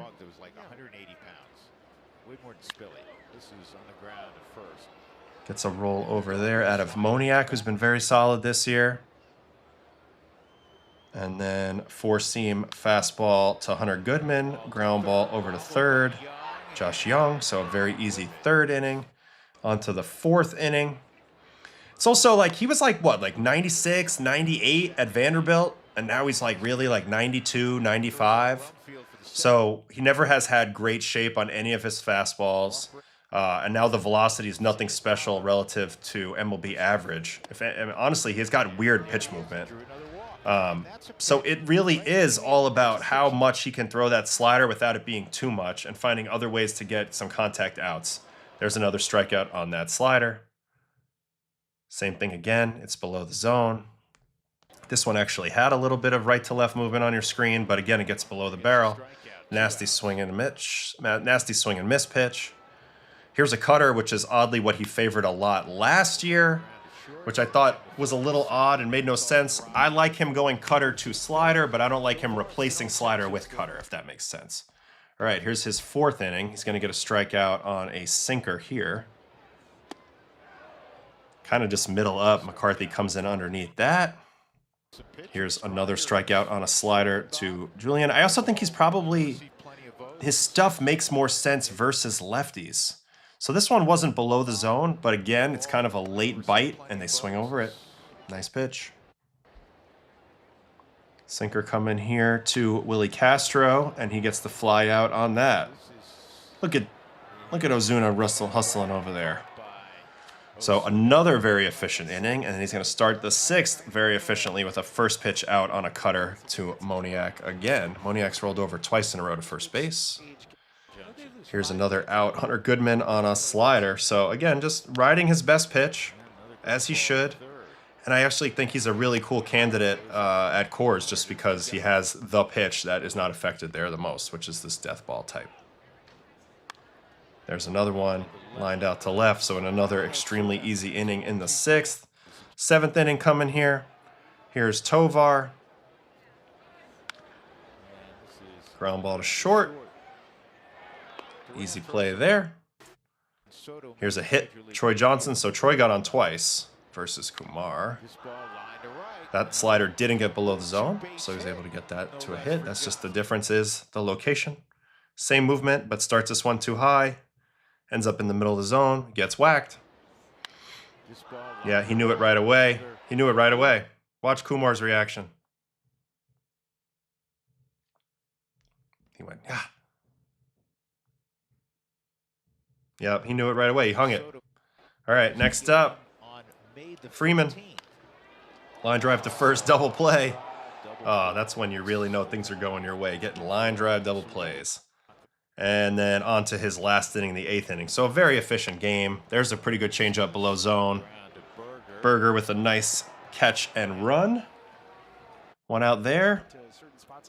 Sinker here to Julian. Ground ball to second. Backhanded. Some pitches to hit here from the Rockies, for the Rockies that they did not capitalize on. And then here's the first walk we see. And then he gets this out from Moniak on another slider. So the slider was tremendously effective for him. So I'm not really surprised that he pitched pretty well at Coors. Now I think they still had some opportunity to hit some of those fastballs. No, he's been an interesting guy to watch over the years. You know, a man among boys in college, built like a linebacker, throwing 97, 98 with this death ball that nobody could hit. You know, completely changes his pitch mix last season. So let me demonstrate that. Like right now, look, he's using the slider at a 37% clip. He should be. It's his best pitch. 2025. He threw it 16% of the time, and he ended up with a 5.74 ERA. So I didn't understand why they did this. You see, they started going to more of a cutter approach. 25% cutter last year, 16% slider. You look at his little cup of coffee in 24 when he was very effective in the 3 starts, slider up at 39%. So, this was an easy fix for me. Throw your slider more. You know, at the end of the day, you got a good slider, throw it more. And you go ahead and you look at the run value on him this season. Sinker's getting hit, cutter's getting hit, and the 4-seam and slider have been pretty good. So he's almost come back around to who he was prior to pro ball, and become pretty effective just being himself. Slider's got that 36% whiff rate, by far outpacing his other pitches. So it makes sense to throw it. You should throw it. You should throw it a lot. I think the big thing for him is figuring out how to get better contact outs. I think that's what throwing that sinker's about, although it hasn't had great results yet. I mean, 296 average with a 437 slug, not great. But yeah, he's just trying to figure out kind of his mid count pitches and how to be more effective. But a very interesting player to track. But yeah, it's about the death ball. And what do you mean by death ball? What you mean is it's right around 0 in terms of east-west, but it has negative movement, which is what you see here in these yellow dots. You know, it's right below the bullseye there, which means that ball's doing nothing, moving right, left, but it's going straight down. Bigger thing for him too would be trying to regain some level of elite velocity. So 94 on his fastball this year. Last year, 95.8. When he first got to the big leagues, 96. So he's slowly trending down on his fastball velocity. I think he could be a pretty dynamite reliever if he threw 96 with death balls. Fastballs, both bottom of the zone, top of the zone, death balls below the zone.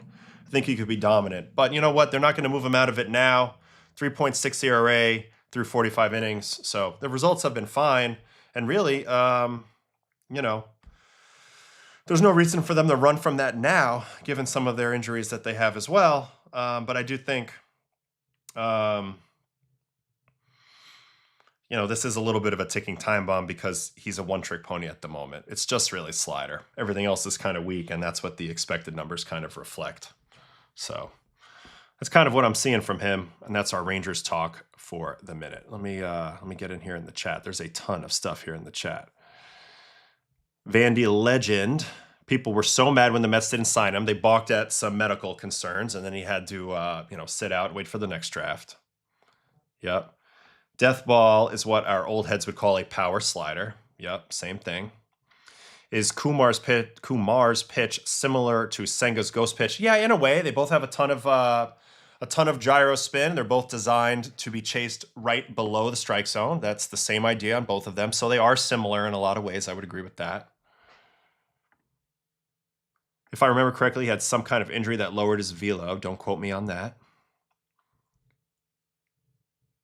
What's interesting is he got decent results from his cutter last year, but it's getting absolutely blasted this year. I think there's room in the arsenal to have both, because I think going from cutter to slider makes a lot of sense for tunneling reasons.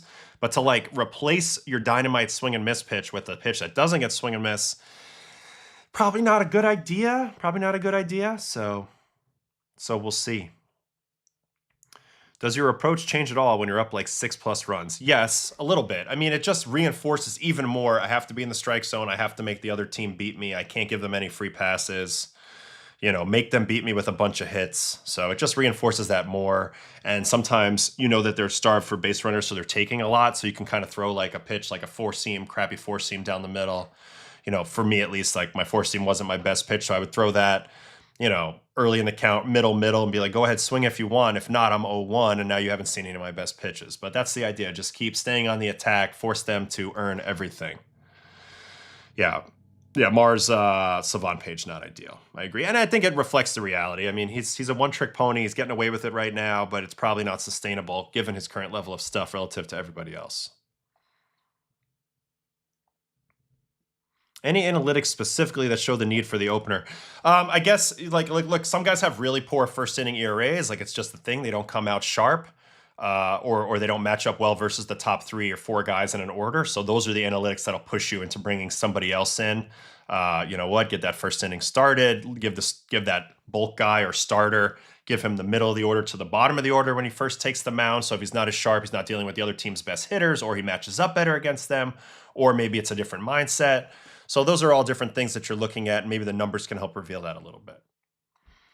He used to throw 100 back in the day, but not as much. Goal of the opener is pushing the third time through the penalty later in the game. Totally agree. And then you can do more matching up with it if need be.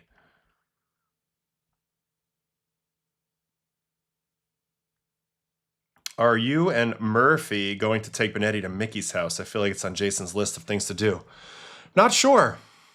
TJ Staffs has Kumar's stuff just declining. That's how I think about it too.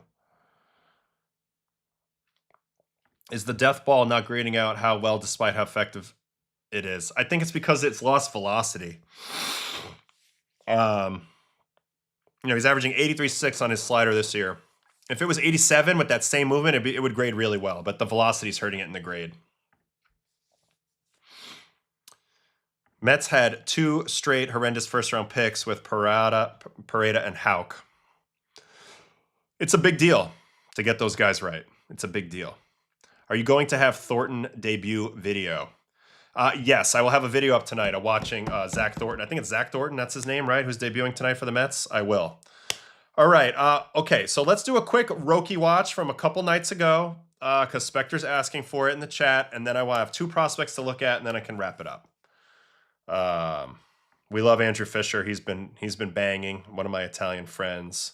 So we'll go ahead and see. But this has been requested for several days now. So I think we're going back to, how far are we going back here? Maybe Sunday? Yeah, maybe Sunday's outing. Roki Sasaki? Yes. So, okay, Roki Sasaki. This is the best start of his season. 7 innings, 4 hits, 1 run, no walks, 8 strikeouts, 91 pitches. Player breakdown.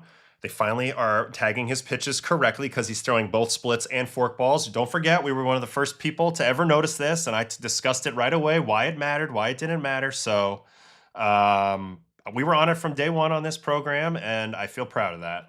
4-seam fastballs, 37 of those. 25 sliders, 18 splits, and 11 forkballs. Now remember, the splitter is going to be the harder version.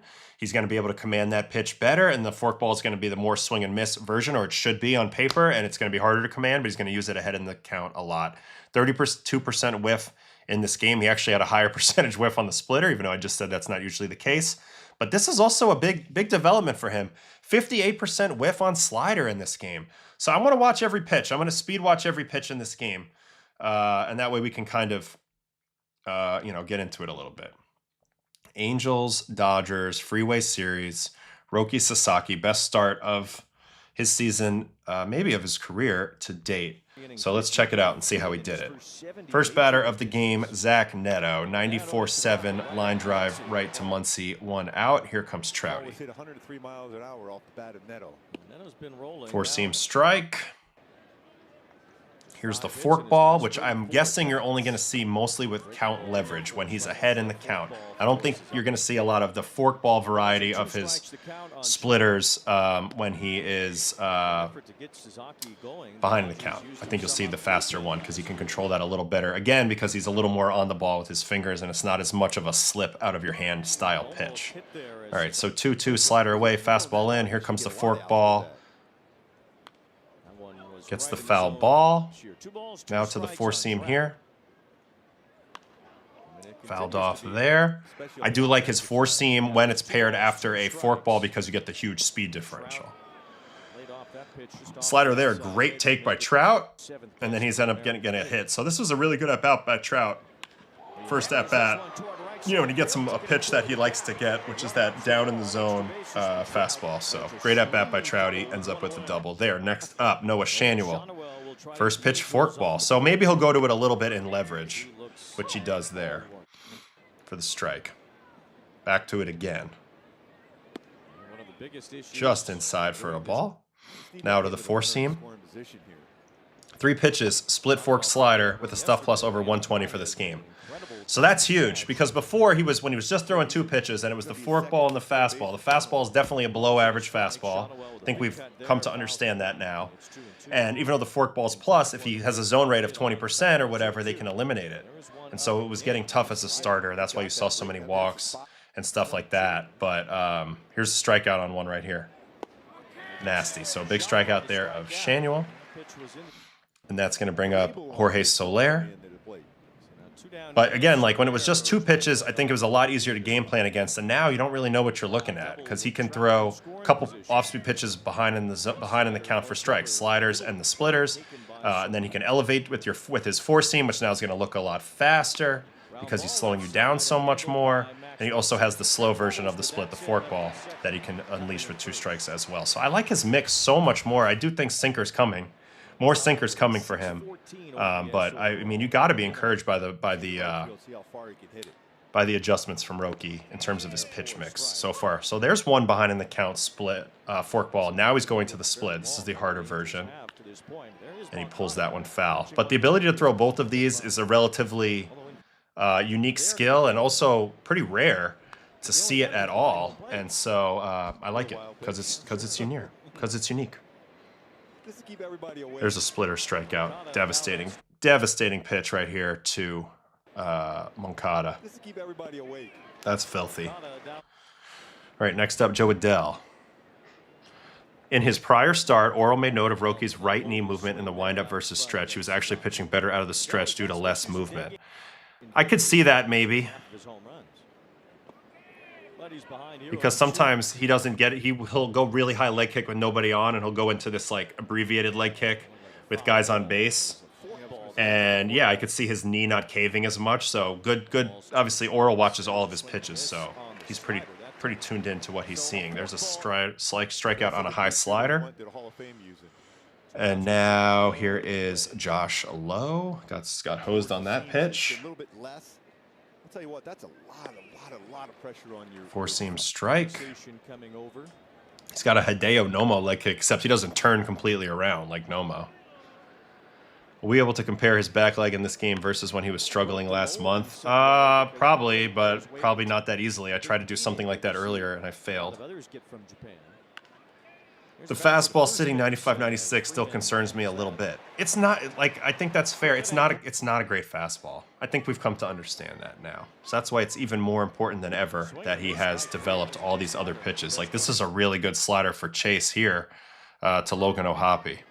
This is a pitch that we didn't think he could throw, but it's become plus. This was over a 120 stuff grade for TJ Stuff this game.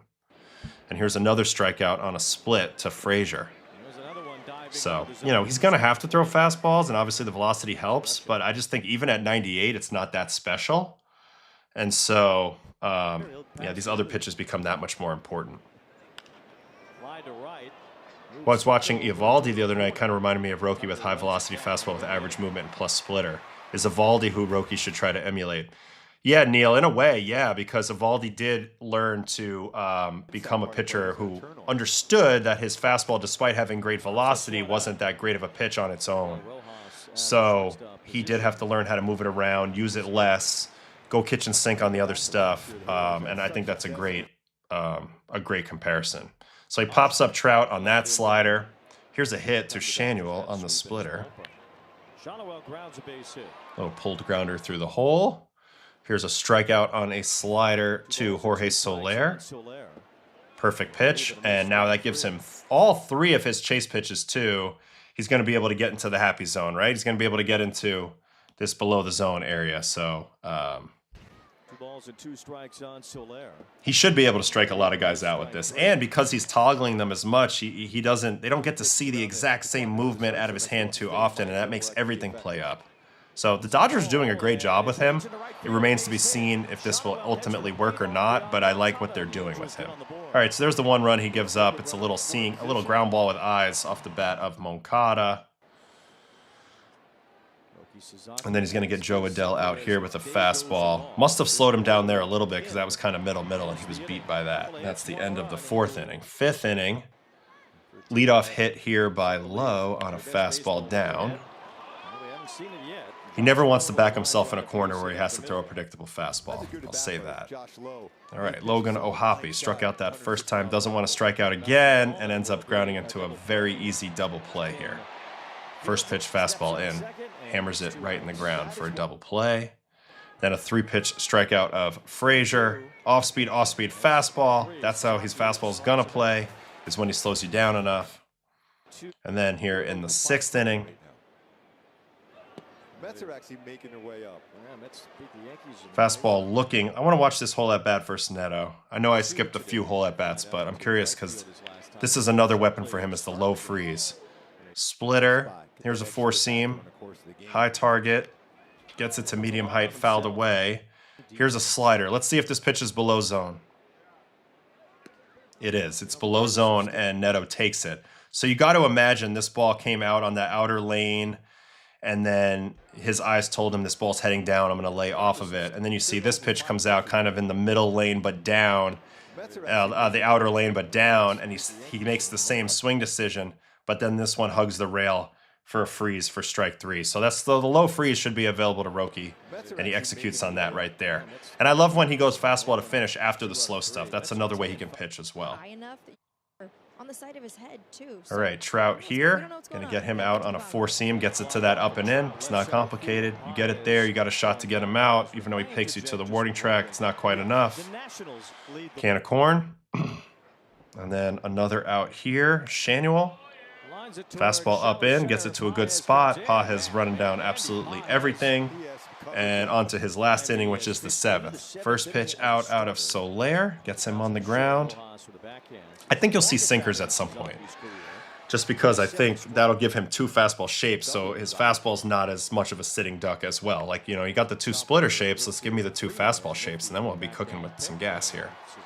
Splitter there, beating the ground, and then his last out of his game is a first pitch out on a slider to Joe Adell, who actually hit that ball pretty hard, but that's his best game of the year. 7 innings, 1 run, so very impressive stuff. From Roki. I still think the fastball is a little bit of an interesting pitch. But the big thing is 62% zone rate. He was in the zone all day long in this game. And, you know, he forced him also to swing at 40% of the pitches out of the zone. So I think you're starting to see the formula. Toggle between the off-speed pitches. He's got 3 good ones. They all have a lot of depth to them. That's going to let the fastball play up a little more. He has to throw first pitch strikes. He has to continue to mix his pitches. I do think, though, sinker's definitely coming in the future. I think you'll see more of those. But in the meantime, good stuff. Good stuff from Roki. Starting to turn the corner a little bit. All right, back to the chat here for a minute, and then we have 2 prospects to look at, and then we're going to say goodbye for the day.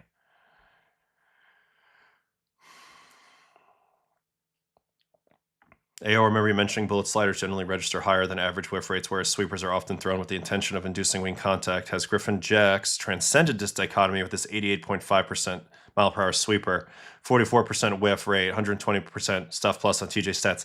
Yes, and because of his arm angle too, he's got a little depth action on his sweeper, so that's why, you know, it's not just a pure flat across the zone sweeper. It's that plus the velocity. Another guy who gets great whiff rate on sweeper is Sonny Gray.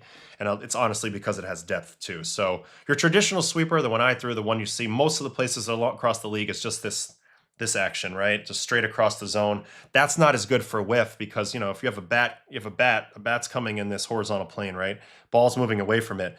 You're not going to miss it. You just have to keep moving your bat to get a piece of it. You might get it off the end because you misjudge where your barrel is, but you'll hit the ball, generally speaking. To get whiff, you need to be below or above the barrel a lot of times.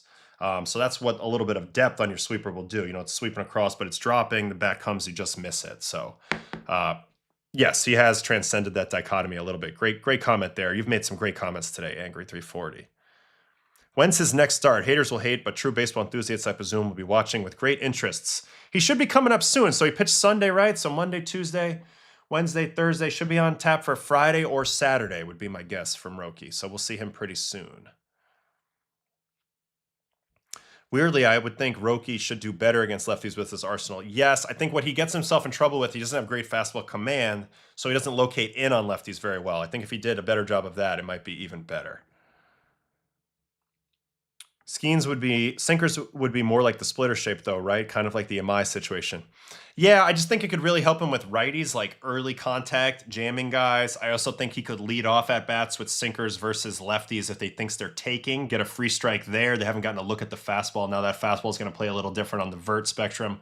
Also, he can tunnel everything really well. You think about Skeens, right? Skeens is 4-seam, sinker, splinker, changeup. Like all those pitches are relatively similar. The only one that's a little different really is the 4-seam with a little bit of lift. The sinker, splinker, and changeup are all designed to kind of move in a similar direction, but with varying degrees of speed. So I think, you know, it allows you to kind of read the timing game of the batter and make a smart decision. So I could see Roki doing that. Yeah, it's not ideal if he was just going to go sinker split, but I think if he's going 4-seam, sinker, split, forkball, okay, now you have a little more nuance there. Sasaki or Gausman rest of season, probably closer than most people think. I'm still going to take Gausman just because he's so consistent. But yeah, maybe a little closer than people think, but I'm still going to take Gausman. Do you think Roki is on a good trend? Yes. I mean, do I think he's going to be a great starter right now consistently? Still no, but I think he's on a good trend to getting to become that player, right? So I'm high on it. I've been high on it. We've seen signs even through the struggle, and it's cool that the Dodgers have given him enough runway to keep going. So do you think the shoulder is still bothering him? That's why he doesn't have his fastball anymore. I don't know what's going on with the fastball. He had a tremendous fastball going back to that WBC game versus Mexico 2023, which makes me think maybe we can find that.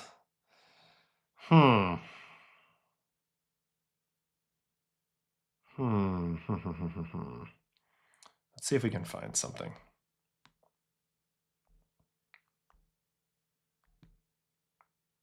All right, Roki Sasaki, League, WBC.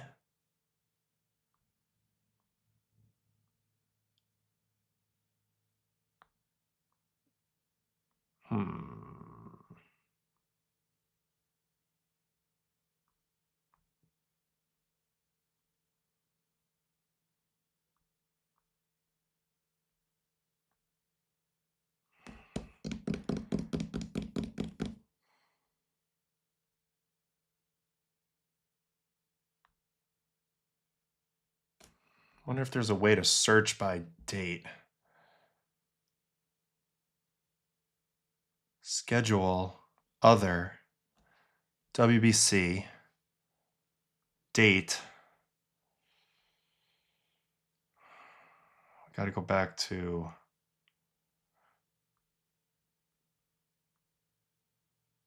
(2023), March 2023. Now the question is, what day would he have been pitching on?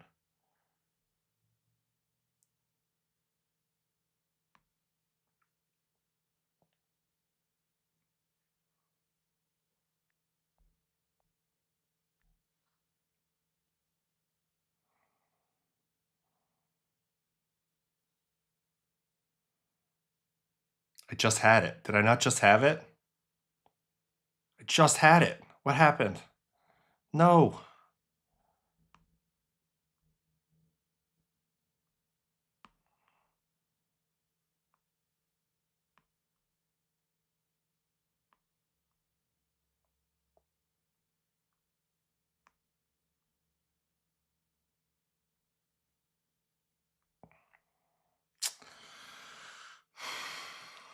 I lost it. Didn't have it. All right, we tried. We tried for a sec. Let me get back in here on the chat. I mean, the dude did nearly throw back-to-back perfectos at MPV. It's not outrageous to think he has elite talent in there somewhere. I mean, he was sitting 101 at one point. So, I mean, maybe there's a little bit of something with that. You know, you get more rest in Japan. A lot of factors besides just mechanics. So we're just going to have to keep watching him, you know? Hard to say. Yeah, that was a big whelp. I'll tell you that. That was a whelp. I had it for a minute. March 20th was against Mexico. March 20th, 2023.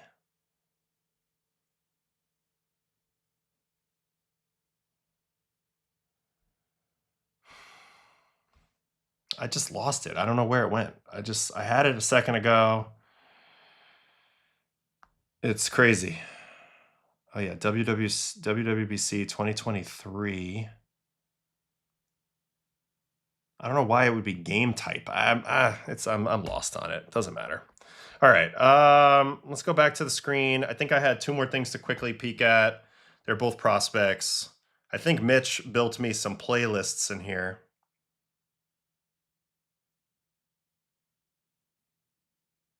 Yes, he did. He did. What a beast. All right. So Derek Curiel is the first one we're going to look at.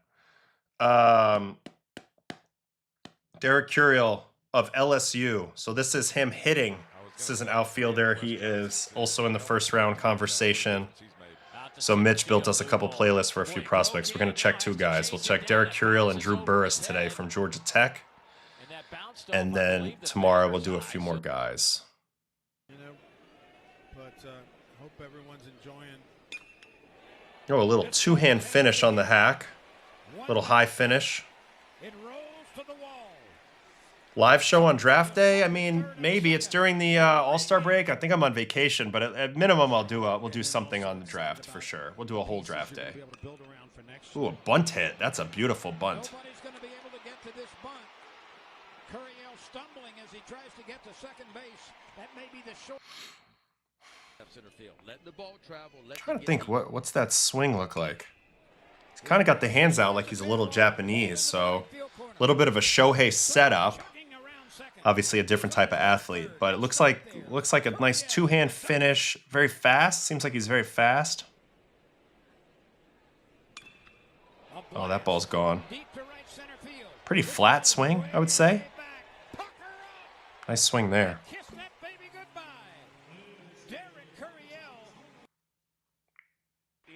Top of the seventh inning, Ole Miss leading 7-0 over LSU. I don't know who I would compare him to yet, but he's hammering these balls. I like his swing. He's got a nice swing. Right into those picnic chairs or whatever those are out there. Beach chairs. They trailed 5-0 in this game. But they have exploded today. I like the swing. I mean, I'm wondering if he always two-hand finishes or not, or if that lacks a little bit of, you know, ability to ride balls out and stay on balls late, but I don't know. Bat to ball guys in the sport. 1-0. Here's an oppo shot at Tennessee. So that's good to see. Good little oppo swing there. I definitely like the swing. One of the better ones we've looked at so far, I think. Definitely plays. Not a lot of movement in the box. This ball is ripped high. That ball's crushed. Deep. Ladies and gentlemen, you can pucker up and kiss that baby goodbye. Damn, look at that. For the third time this year. Alex Box Stadium. Watch a couple more swings and watch him on defense a little bit. Man, that's going to get out. These balls are getting out. Very flat swing. I like his swing. I think he'll handle velocity from what I'm seeing. I think, you know, maybe he'll struggle with pitches below the zone or down and away from him. But, you know, everybody's got something. But overall, I like how he's using the whole field. He's showing power to whole field. Looks like that's terrible defensive play. Looks like he is very... It's just a very simple, very quiet in the box type of approach. So those were his offensive hits. I mean, his offensive stuff. Hey, in like 3 minutes, you want to eat lunch? And you would think if they make a pitching change, it would be. Hello? Another one. Lujo strokes that one towards the gap. What'd you say? By Curiel to Rob Lujo. So at 2:30, I have to be dressed because after that, I'm going to have to go to work. Lines it into left center field on the run, and a sliding catch by Curiel in center field.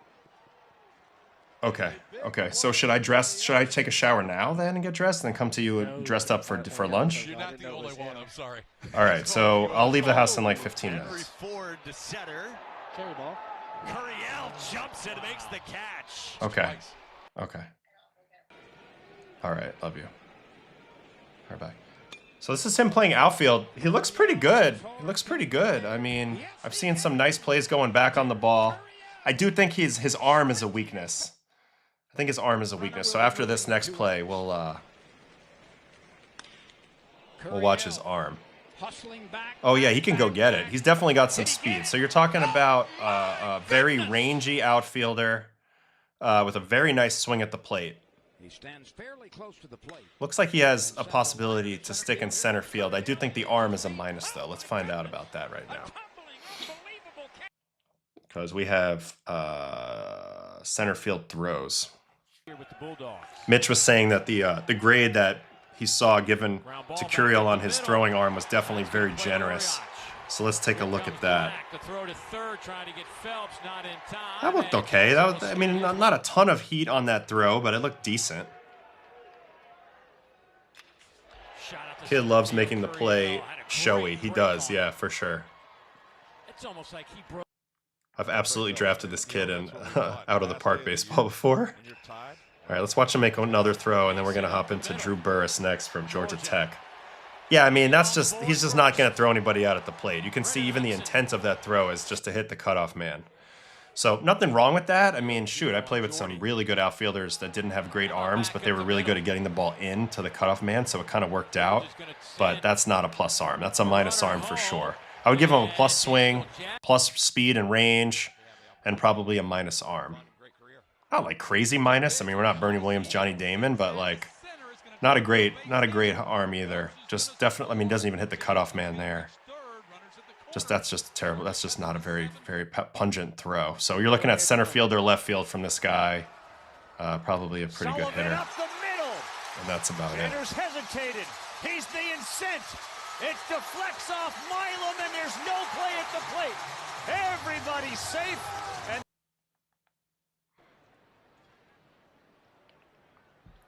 I gotta let Daisy out to pee in a minute. All right, one more throw, and then we're gonna look at Drew Burress. All right, so that's Derek Curiel. He is a center fielder from LSU. He needs to do what Nimmo did last offseason, do the pitcher strengthening program. Yeah. You'd think TV dives just make it look like you take bad routes now with all the data scouts have on you. I'm sure they have a lot of data on that stuff now, for sure. But I don't know. Interesting little look at another prospect there. Here's another prospect. So this guy's undersized. You'll see, it's kind of like I don't even know what I would equate this swing to, but all he's trying to do is hit pull side bombs. So that's what we're going to see a lot of right here from Drew Burress. He hit the ground running as a freshman. Now, fast forward a couple years later, he's a junior. He's draft eligible. His results have really been good throughout his college career. And again, it's this kind of like, I'm not going to compare his swing to Justin Turner, but it's the same idea. Catch it out front, hit a pull side fly ball. Righty initial young Bellinger setup with the lean back and then kind of come in. It's a little bit of a Goldschmidt with that too. Kind of up and then getting into this crouch.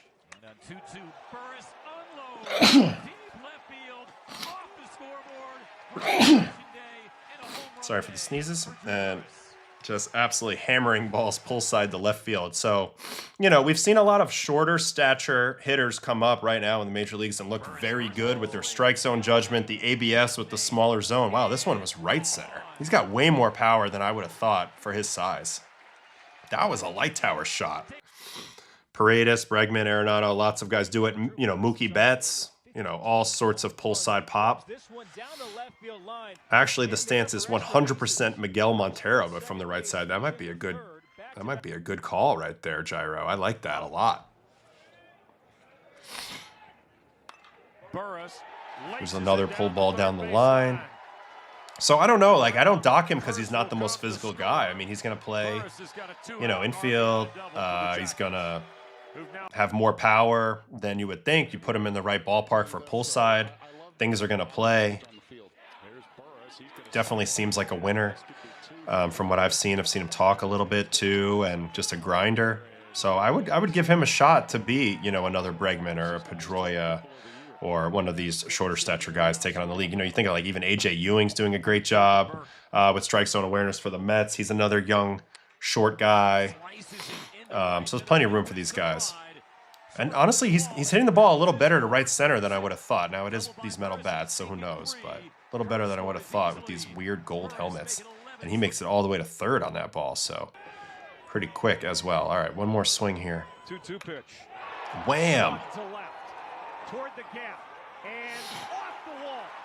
Rock Krapolowski is Brandon Crawford too slow, but Brandon Crawford was like an all-time great player. 1 Gold Gloves, 1 World Series. So I don't think that's a disrespect. Like anybody getting compared to Brandon Crawford should be happy. I mean, they can't all be Bobby Witt. But I hear you. I hear you with your concern. All right, so there's an Oppo Taco. Didn't know he had as much Oppo Tacos in his bag. Oh, so he's playing center field. I thought he was an infielder. So here's some defense of Burress in center field. Goes ahead and runs that one down. Nice play there. Yeah, he wasn't a 1-1, but based off of how good he did, he should have been like a top 10 draft pick. You know, Gold Glove, shortstop, champion, all those types of things. So anyway, I'm just saying at the end of the day, if he ends up having Brandon Crawford's career and he's picked 1-1, that would be an acceptable outcome. Doesn't look that fast. I would agree with that, Gyro. He looks, I would say, above average, but not a burner, not a true burner.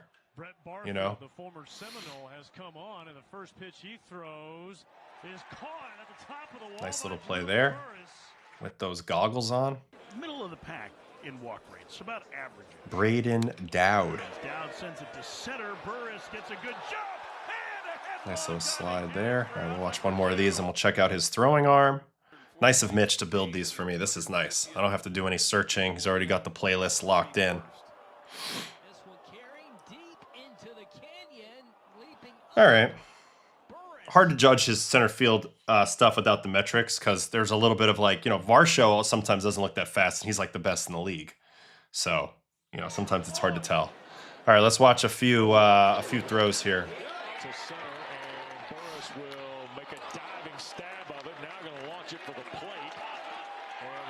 Hard to tell on that one. Did you get a chance to watch the Knicks? Yeah, we watched it during our post-game show because that's when they were in overtime. So we were watching it while we were on the air, which is crazy, but we had fun. All right, let's see a throw here. He's coming in hard. I'd say it's an average arm. That was a solid throw, but nothing crazy, nothing special on it. I bet the velocity on it's nothing crazy. Ground ball, that'll get through actually. I mean, that's a pretty good throw. I mean, I don't know, maybe a 55 arm, 50-55 arm from what I'm seeing right here. I mean, it's maybe not a weapon, but not a true weakness either. And a line drive beyond the reach of Kyle Lodi's. What do you guys think? Center field and coming home. Throws a guy out right there. Von Lackey with the nice catch. So they have a chance for two top half of the first round position players. Von Lackey, a catcher. Drew Burress, the center fielder. Pretty good draft year from Georgia Tech. There's a nice throw. Those guys hooking up on a nice play at the plate. So he looks like he's fairly accurate. Honestly, his arm action's infield. So I like that. But I wouldn't say the hardest throw in the world. Burress back a few steps now will come in and get some momentum. They're trying to tag it up. Edwards. That's a good throw. I got him 55 arm. I'm down. I'm upgrading his arm. I think his arm's pretty good. Both from an accuracy standpoint, infield arm action, so he's getting rid of it pretty quickly. Yeah. And I actually think that's a pretty strong throw. I mean, he's throwing a bunch of dudes out. So now I'm thinking maybe it's a 55-60 arm. I'm liking his arm. He proved me wrong a little bit those last few throws. Those are good throws. So, very interesting. Throwing ropes, right? Wonder why Blue Jays Barger doesn't pitch having 100 mile an hour. Plus, I don't know. Just because you can't throw 100 doesn't mean you should pitch. You know, I think that's fair to say. All right, let's do probables. And then I got to go get ready for the day. Good show. Good to be back. We'll do it again tomorrow. Hopefully I'll fix my TikTok stream, but I'll cut some shorts out of this either way. All right, here are our probables for today, Wednesday, May 20th. Reds at Phillies, Andrew Abbott, Aaron Nola. Orioles at Rays, Shane Baz, Steve Matz. Can the Rays keep it up? I bet they do. Astros, Twins, Mike Burrows, Joe Ryan. Rangers, Rockies, Jack Leiter, Kyle Freeland. Giants, D-backs, Tyler Mahle, Merrill Kelly, who's coming off a complete game at course. White Sox, Mariners, Sean Burke, who we've watched a bit, and Emerson Hancock, who we've watched a bit as well. Cleveland, Detroit, Tanner Bybee, and pitching chaos for the Tigers, which is just not working for them this year so far. Braves, Marlins, Chris Sale, Jansen Junk, pretty good fun game there. Mets, Nationals, Major League debut, Zach Thornton. You'll get a video. I'll probably record it tonight when I get home around midnight. So I'm going to put that out in the middle of the night tonight. So if you're a Met fan, you'll probably see it in the middle of the night. Zach Thornton, Zach Littell. Jays, Yankees. This is the funnest one of the day. You savage Cam Schlittler. I mean, this is young emerging aces, young playoff legends going at it. So fascinating to see how this goes. I think this might be Trey's first game at Yankee Stadium. Maybe I'm wrong about that because I think he faced them in Toronto last year. Schlittler's faced the Jays. It's been mixed bag so far, but we'll see how he goes tonight. Red Sox, Royals, Connolly Early, Michael Wacha. That's a nice matchup in Kansas City. Brewers, Cubs, Kyle Harrison, Edward Cabrera. Another really good matchup there. Brewers continuing to kind of bully the Cubs a little bit. Pirates, Cardinals, Moldinsky, and McGreevy. McGreevy, if he keeps pitching good, we might watch him. And then Dodgers, Padres, Shohei taking his sub-1 ERA into San Diego versus Randy Vasquez. Final game of the night, Aaron Savali, Jack Kashanowitz. That's the A's and the Angels. So that's it. Appreciate you guys for hanging with me today on the stream. As always, I will catch you guys on tomorrow's stream. Keep an eye out for that Zach Thornton video. It'll be coming out late tonight.